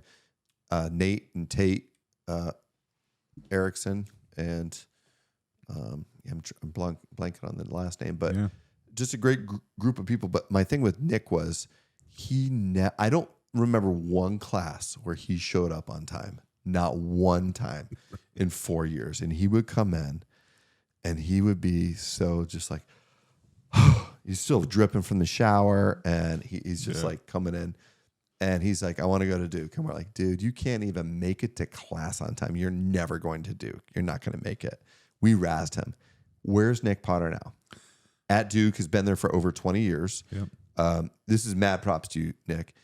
I was watching the Brazil Olympics, I believe, and the national men's basketball team, the USA men's basketball team led by Coach K, Yep. was being walked in during the opening torch ceremonies. And lo and behold, who do you think was walking through that? What did you call him when he put the ball? Megged him. But you said, what was your adjective for Nick? You cheeky little bastard. You cheeky little bastard. You're walking in the opening ceremony with Kobe Bryant, LeBron James, Carmelo Anthony, Chris Paul, Dwayne Wade, and Coach K's leading this. And I'm like, I'm watching. I'm like, that's Nick Potter. Yeah. We said he would never be at Duke, and he had been at Duke. So, and then Greg Beato. But Nick Potter is the same guy he is today when he was 17. There is not a cocky bone in his body. He's humble.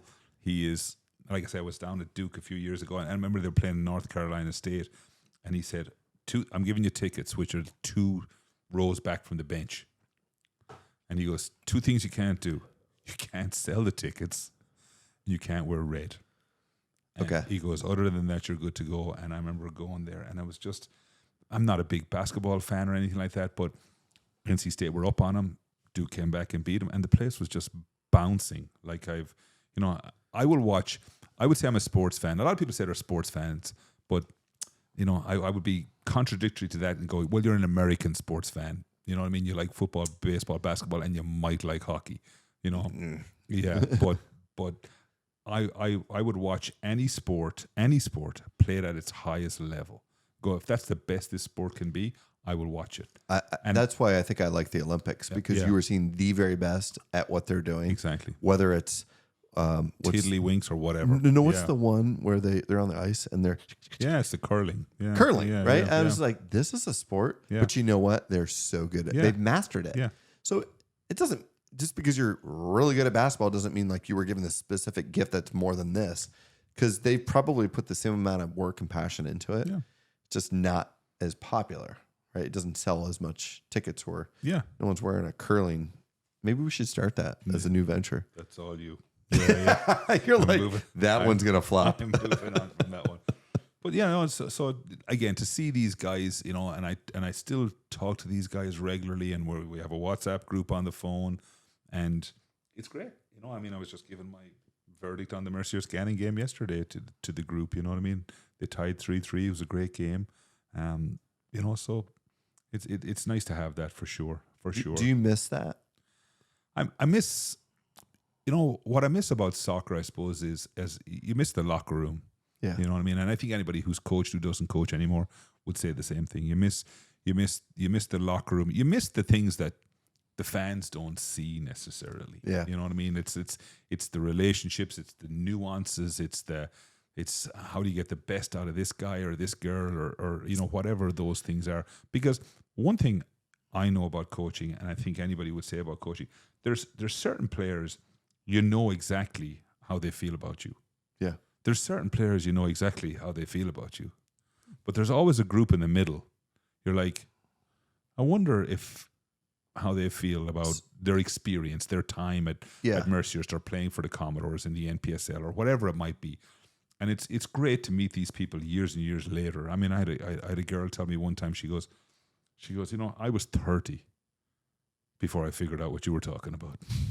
And I go, well, I needed that 8 years earlier or 10 years earlier. She goes, but I get it now. Yeah. I get it now. And that's one of the rewards for coaching. You can't force that either, right? No, because, you can't. And I bet you that even though you're not coaching anymore, the rewards are going to continue to come, because you know what? In 10 years from now, you're going to run into a Fitzy in a bar somewhere, and you're going to have some great moments, and he's going to bring something up to you that you didn't realize. They all have a story, for sure. Yeah. That influenced them. Yeah. So my last, I think I don't know how many questions. It doesn't even matter anymore. But like, this is an interesting conversation. I don't want it to end. If you had to pick one, no, I'm going to ask 2 more. If you had to pick one person that is like your ultimate influencer of who John Melody is, I'm not talking about as the bar. You already mentioned who that was, right? But like, who gave you the attributes that make you who you are as a whole human being? I you know, and I've been asked this question before, and I kind of go, you know, I don't look at somebody go, that person was my mentor, or that person really, you know, took my shoulders and steered me in the right direction. A lot of different people. I mean, you always have to say your parents. You know, what I mean, they give you the you know the foundation. Part 2, the scope. Do this. Give the people, not just one person. Give your top, however many it be, 5, 10, whatever it is. Obviously, you're saying your parents. Yeah, parents for sure.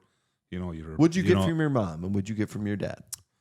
Because this is all about, like, you know, I'll tell you, giving shout outs. Yeah, no, I will say, my mother, I would have got my kind of, you know, and philanthropy is a very American word. You know what I mean? It is still a very American word, but my mother was always very good to be very generous. You know, with the community, with all that kind of thing. My dad would have been very generous, more so generous with his money, because he was like, well, I'm not necessarily, I really want to be involved in that. So how much do I have to give you to say, I'll go play golf, and you know, and he was, so there was a lovely kind of a combination between the two, which I would think that maybe I, as well as my siblings, would have got, you know, the best of that. I have 3 brothers, 1 sister. And where are you at in the mix? Second oldest. Okay. Yeah. The only black sheep. Yeah. I have the rest of them highly doubt the that. rest of them are all successful. But can you give a quick rundown of them, like who they are, what they do? So older brother, 2 years older than me, is a manager of probably like a golf club manager, probably the biggest club in Dublin. Okay. And then there's me. What's his name? Jim. That's Jim first. Right. And then there's me. Then there's Dermot, who's my brother next to me. What's his name? Dermot. DERMOT. Okay. Like Dermot Mulrooney. Yeah. And the poor guy, when he comes to the States, they call him Demont, and they call him anything and everything, but they can never Vermont. quite get Did you ever hear that one? Dermot. No, I haven't heard that one. You should start calling him that. Yeah, I just call him Der. So he sells veterinary pharmaceuticals. You know, so kind of same kind of feel as my dad in a lot of ways. And then my sister Emer, EMER, which is a very Irish name, and she has her own communications company for a long time. She was in the fashion industry. You know, she had worked for Ralph Lauren, Oscar de la Renta, done all that stuff in New York. So who would know this about John Mellon if I wasn't doing this? Yeah. So this is great stuff. She did the same in London. She's successful. She moved back to Ireland many years ago. Has a family. She like I say, she has her own telecommunications company, but just her own communications company.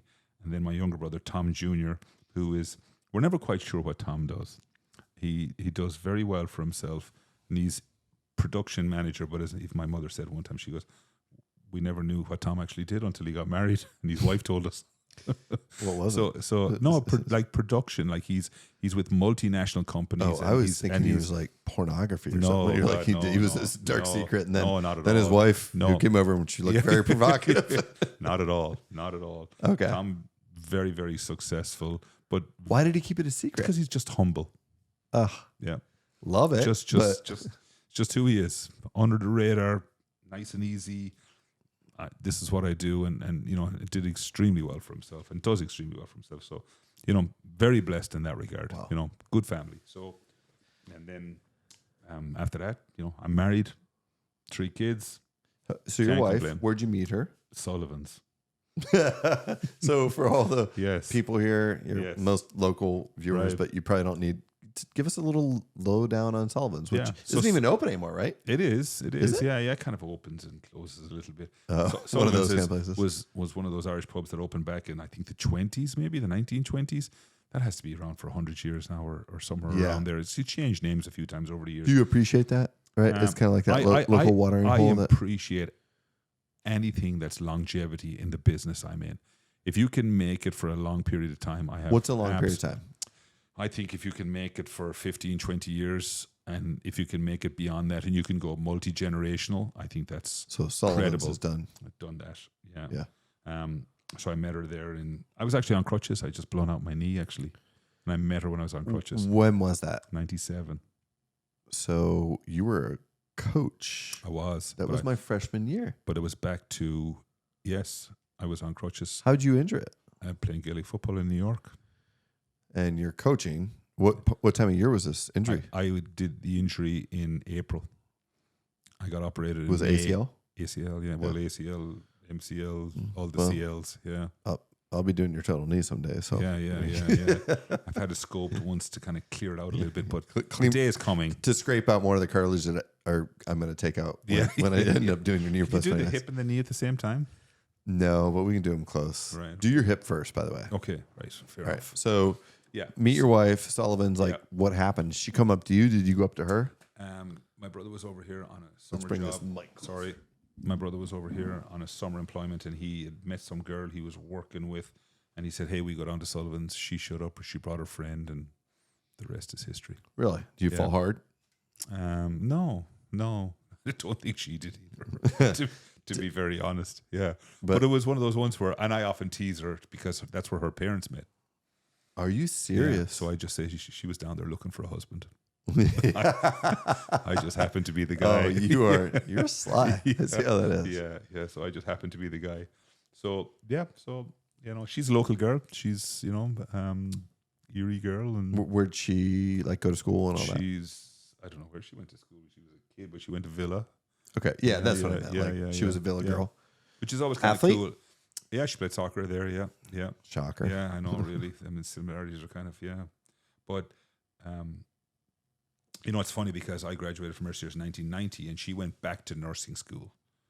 Okay. And graduated. She went out to Mercyhurst Northeast and went to nursing school. Yeah. She was a social worker, and she graduated 2005. So every now and then you get mail. It says John Melody, class of 90, and Leanne Melody, class of 2005. And I always think maybe the mailman thinks I'm just a dirty bastard. It's like you're robbing the cradle here. Yeah. So 3 kids. I have twins that are 10, and my older daughter's 15. Yeah. So you have Rory, Clodagh. Clodagh. Maeve is my oldest. Yeah. Beautiful kids. I just remember Rory. One of the most sweet moments that you probably didn't even think that this made any impression on you, but I took the boys. Actually, I think it was one of their birthdays. I think it was Anthony's. This is a long time ago. They were still at Erie Day School, and he had us in that back room. We had the wax sticks. The wiki sticks. Yeah. Yeah. And Rory Melody was walking around on your right side helping you out. And I thought that was so cool. And, my dad never took me to work with him. Because I was always in school and stuff like that. And he was a teacher. So I kind of knew what he did. I don't think kids, unless they go, because when they're in school, they know what the teacher does. So, you took your son to work, and I have since taken several of my sons to work. And actually, even before we came back to Pennsylvania and Michigan, I would have my boys go into the hospital on me when I was still taking call. And we would round on a Saturday, and we'd go get donuts before and hot chocolate for them, coffee for me, and they'd put their little white coats on. So it was just that was really special to me to see him walking around with you, proud of you, and learning life lessons, not textbook stuff. Yeah, no, but I would think, it's back to, I don't like sitting in the classroom. Yeah. You know what I mean? So I'm not saying he's the same. Were by you any stretch. come with me, or did he say, Dad, I want to go with you? Oh, it's both. I mean, but right now to the point of he is, if I go home, say when he gets home from school or during the summer, there's times he goes, you going back to work? I go, yeah. And the next thing he's straight upstairs. He's got his John Russell shirt on, his U-Pick 6 shirt on. That's awesome. And he's all logoed up. And so to the point now where people who are like, oh, hey, John, where's Rory? So, this is really cool because this could be generational, as you were just mentioning. Yeah. I mean, and I would be shocked if he doesn't do this just because he Yeah. obviously enjoys it. Coming in and seeing what you do, and it's just like being with Dad too. Yeah, but right? it's funny. He's a kid. He's 10. We're not going to tell him what his life path is by any stretch of the imagination. But two of his favorite people are my business partner, Russ Stakowitz, and our maintenance guy, who's James. James can build anything, fix anything like that. So he is. So we were recently at Public House, and I pulled in, and both James and Russ were standing there talking, and he couldn't get out of the car quick enough. You know what I mean? Because his two favorite people were there, and just were you hey, Rory, I'll meet you inside? Yeah, no, exactly, because he's he loves the building part of it. I mean, he's 10 years old. He's got 3 saws in the basement. I'm like, I'm probably, you might have to see him for another reason.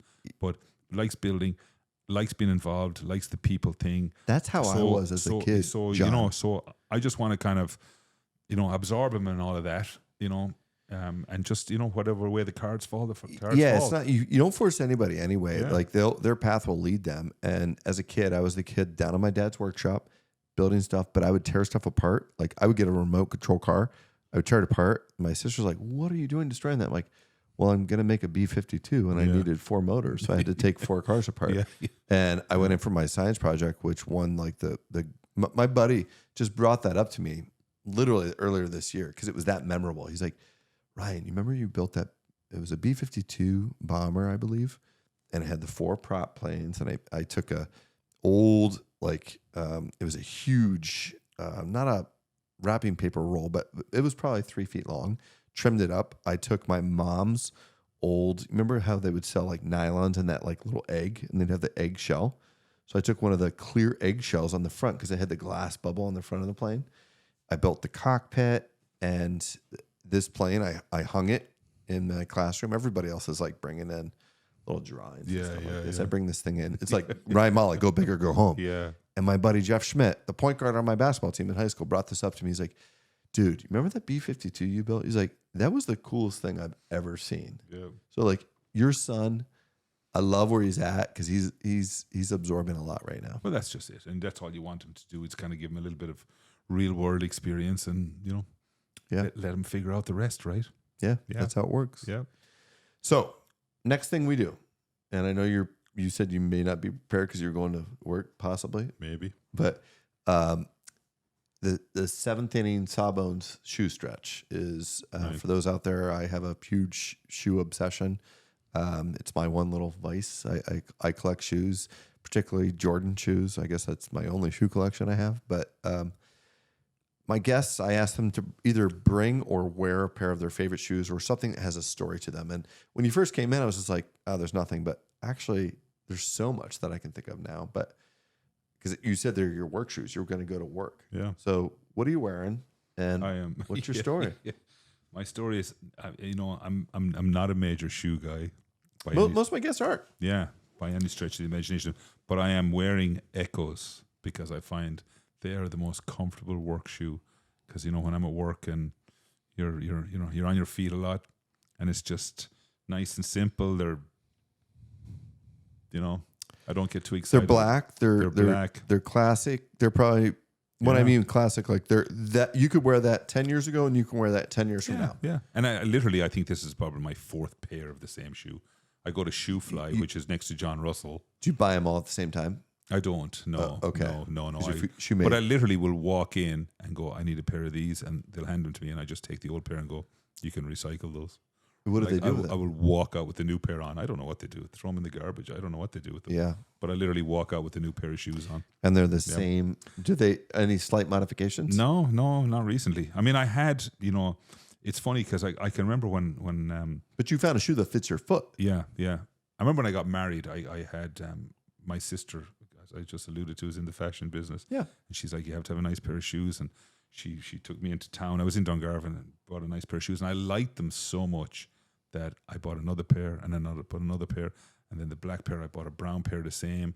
So I had a black pair and a brown pair. And then literally last week, maybe 2 weeks ago, they both shit the bed at the same time. The soles just cracked in half. So now I have to wait till I go home till my... Is that the only place you can get those? It's not probably, but I kind of trust my sister to tell me what I should be wearing in that regard.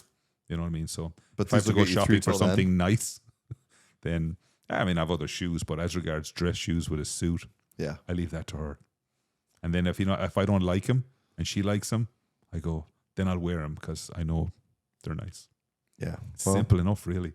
They're a classy shoe. Yeah, they're just the middle of the road, and that's okay. And comfy, right? Yeah, get the job done. That's it. Have to be on your feet a lot. So these are the Jordan 1s. So I'm obviously a Jordan guy and probably have more Jordan 1s than any other Jordan particular year shoe. And where did that come from?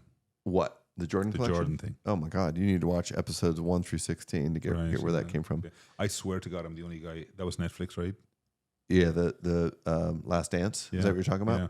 You haven't watched it? No, I think I'm the only guy in North America that doesn't have Netflix. Well, you need to watch that, Yeah. and you'll I have understand time. why. But like, Yeah. he is single-handedly, outside of like any family member or friend, the major reason I am where I am. Right. And mean that. It may sound like so silly because it was just like a person that I never knew or probably never will know, but major influence on just my work ethic and my just I want to be the best at what I can do, and it's not like I want to necessarily. Yeah, I do want to be better than that person, but like I want to maximize my potential. Right. And I realize. So go back to Jordan. So who's the most famous person you've ever met? Oh, Magic Johnson. Oh, yeah. And I have photos of him out there. Okay. Tracy McGrady. He scored the day I met him. Photo out there. I'm in my scrubs. He scored 71 points that day. I've been in the room at like speeches and stuff like that, but like those were like handshakes, photos with people. How about yourself? Most famous person, I actually was fortunate enough to meet Pele. Oh, wow. And sat with him like we're sitting together. How long did you talk to him? 6, 7, 8, 9 minutes. Yeah, Wow. it was. So I all have a soccer photo. related? Yeah. And he is very broken English, but he was an Umbro rep, or he was kind of sponsored by Umbro. And when I was at Mercyhurst, we were sponsored by Umbro. So I ended up in a room with 15 people, and everybody was all over him. And I just kind of was like, "Fucking hell, that's Pele." And he saw me, and he was like, "Come over here." And I have a picture with Pele reading a Mercyhurst, media guide from our soccer team. That's got to be yeah. one of your most cherished items. Well, and again, I don't do heroes. I mean, people would often say don't meet your heroes because they'll let you down. And not that Pele was ever a hero of mine. I mean, I didn't see him play. I mean, there's obviously limited footage of him. I thought Maradona was the best player that ever played. People will say Messi, people will say different things, but I thought what Maradona was able to do was just incredible. Yeah, and but to meet Pele was just a humbling experience, I suppose, because like you're sitting with a legend, a living legend at the time. And you're right. Like, don't meet your heroes because you're probably going to get disappointed. Yeah. Like, they're still human beings, right? Yeah. Like, they're not gods or anything like that. They shouldn't be idolized. But Jordan was mine just because of his drive, his success. So these are the Jordan 1 low, and they call them the cast. It's a silver gray kind of combo. They talk about a hemp canvas and a suede toe box, but something you can wear, and they're super comfy. But next section, I don't even know what we're going to do yet, but I'm going to leave it up. I'm going to give John like a couple options because I think we could have some cool things here, but it is the Sawbones Challenge. The Sawbones Challenge. What's Sawbones? Just because you saw bones? Yeah, this is the name of the podcast. You should probably know that this is what you're on. It's called Hey Sawbones. But yeah, Jared Oakes gave me that nickname. The Sawbones, that's right. Real quick story before do the Sawbones Halloween Challenge. is coming, yeah. When I graduated medical school, Jared knew what I was going into, orthopedic surgery, and he came up and he goes, "Congratulations, Hey Sawbones." And to most people, they're like, "All right, he saw his bones." But there is a Hank Williams Jr. song called Family Tradition. And at the very end, they talk about going out, getting drunk, this, that, like any other country song. And he says, I was in the hospital, and talks about women or booze killing him. And he goes, he's talking to this doctor, and they used to call doctors Sawbones. Not even just like orthopedic surgeons, but all doctors. And he goes, "Hey, Sawbones, just leave me alone. I'm just making a family tradition." Right. And so my buddy, the theme song for this podcast is my buddy singing his own rendition and mixing into the orthopedic world. So Sawbones Challenge coming up. It's going to be fun. So Sawbones Challenge should be, I feel, something like quick fire questions. Like, oh no, it's a competitive event. Okay. So it's going to be even more fun than that. Okay. But we'll be right back, and then we're going to do our conclusion and give you a little sneak peek into who our next week's guest is. So stay tuned. We'll be back soon. Ladies and gentlemen, welcome to the main event. This week for the Sawbones Challenge, the boys are going to battle it out in an intense game of foosball. Let's see how Sawbones' foosball skills stack up against the Hall of Fame soccer player and coach.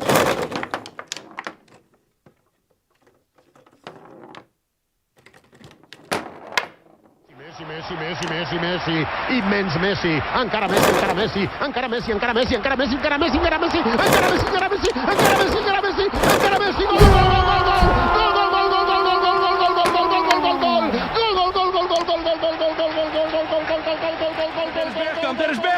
Dennis Bergkamp, neemt de bal aan. Dennis Bergkamp, Dennis Bergkamp, Dennis Bergkamp, Dennis Bergkamp, Dennis Bergkamp.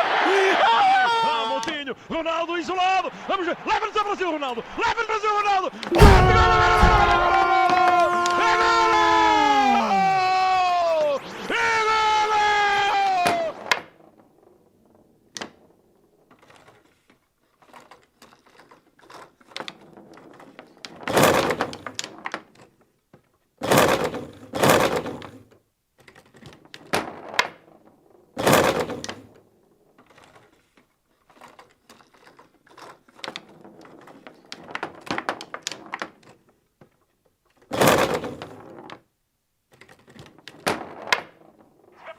ma non ha l'energia per poter fare scatti. L'errore, attenzione, Ranni, salta portiere, Ranni, attenzione il tiro, il palo, Ranni, e gol,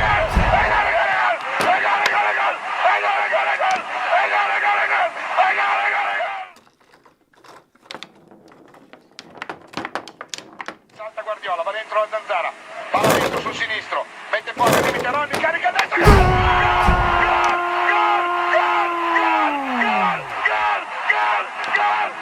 eccolo il cross tagliato di testa che del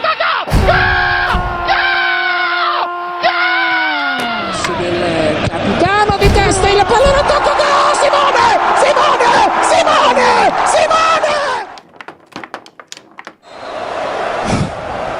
Parte il capitano. Il tiro, Well, folks, that is a wrap. Sawbones just didn't have what it takes. I took another beating tonight. What am I going to say? And John, it was a pleasure having you on the podcast. Oh, thanks for having me. This my first podcast, and possibly my last. you said But that you when we never- first started, but all right, You never know. Honest answer. You're on camera right now. You don't have to think about that though. Just think, the cameras are off. Did you enjoy this? I did. Was this fun? I did. Because this is honestly probably one of the most. I almost feel like every episode I do becomes a little bit more fun. They get a little longer, but it's just like it's so good to get to know people, Yeah. hear your story, share your story. We've had an opportunity to like share a lot of off-screen stuff that you guys unfortunately won't get to hear, but that's cool. I kind of like that. Yeah.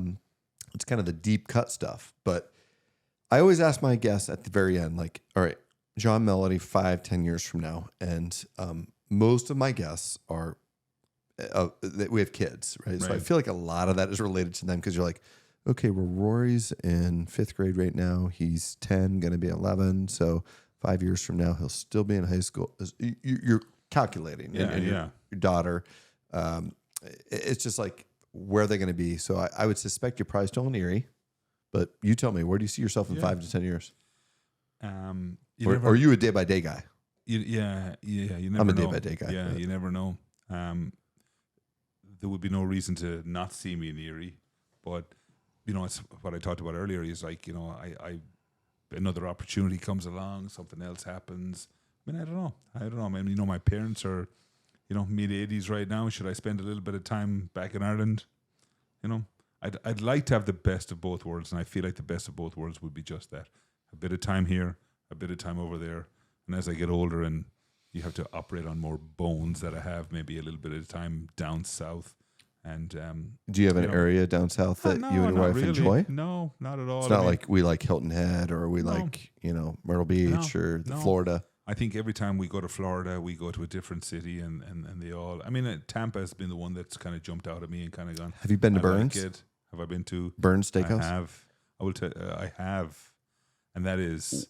Was it spectacular? It was spectacular. Okay, good. Because I was like, we- please tell me it wasn't. We were going to Florida and going to Tampa, and I'd been to Burns many, many, many years ago, and I wanted to take my wife and kids to Burns, and I couldn't get a reservation. Oh, it's like Could not 3-4 get a months in reservation. advance. You got to get a reservation. So I called and I called and I called, And I eventually the girl goes, you know what? If you jump on right now, you get a reservation on Tuesday.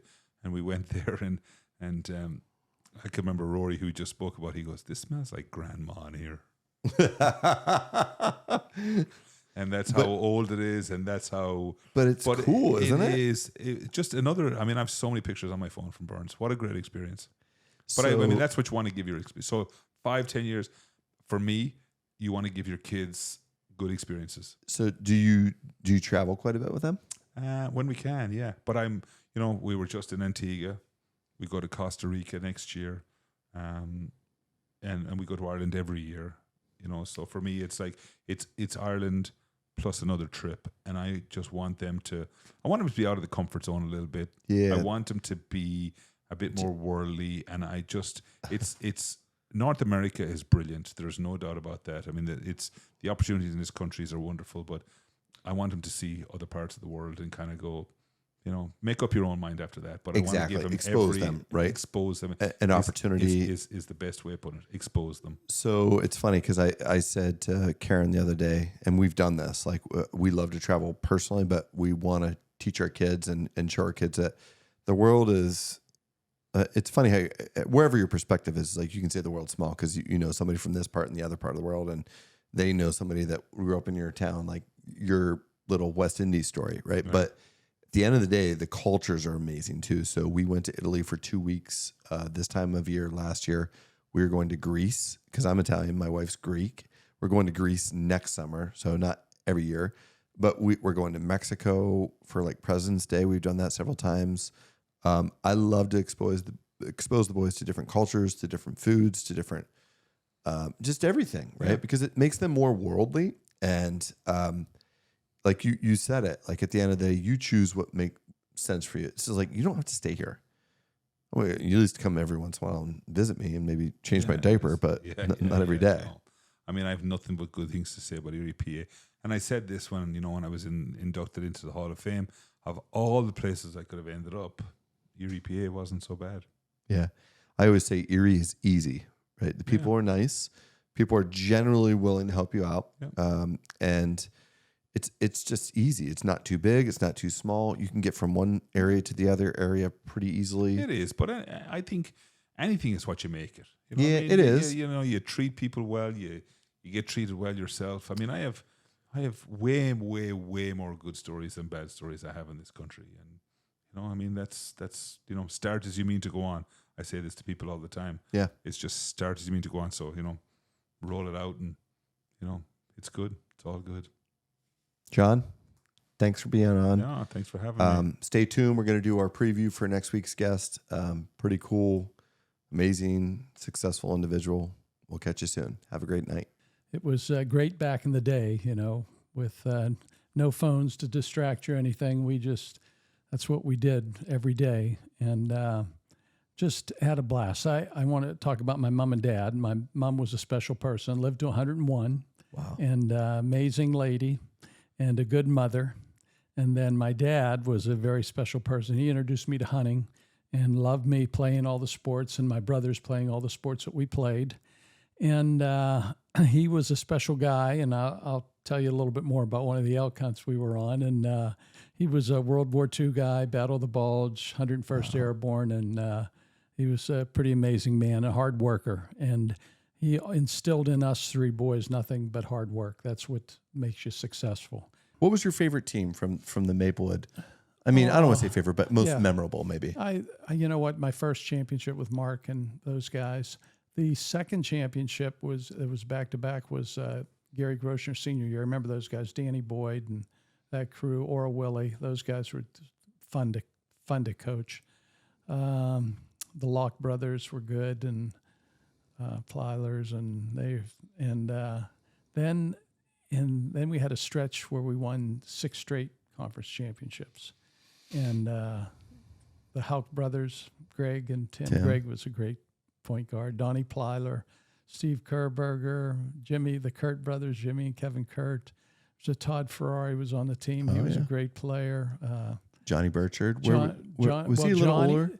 Johnny, Jeff Moyer, Tom Herring, those guys. We won back-to-back league championships with those guys, and they were all those kids were just great. But did you get your 500th win with the state championship? Yeah, when we won that game, which we never talked about, I didn't bring it up to the kids at all. I didn't want them The state championship game was your 500th victory? 500th victory, yeah. How sweet is that? Yeah. And what was the neatest thing about it was my dad was in the stands with some high school buddies of mine, and Nathan was in the stands, and Nick was on the team, and so they give out the medals, and somebody told the announcer that it was my 500th victory.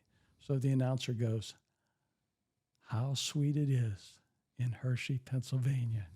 This is Coach Bill Hager's 500th victory."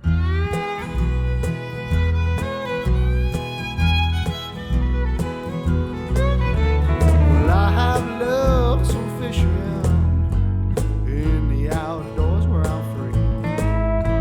It's where I spent my time before I hurt my hip and my knee.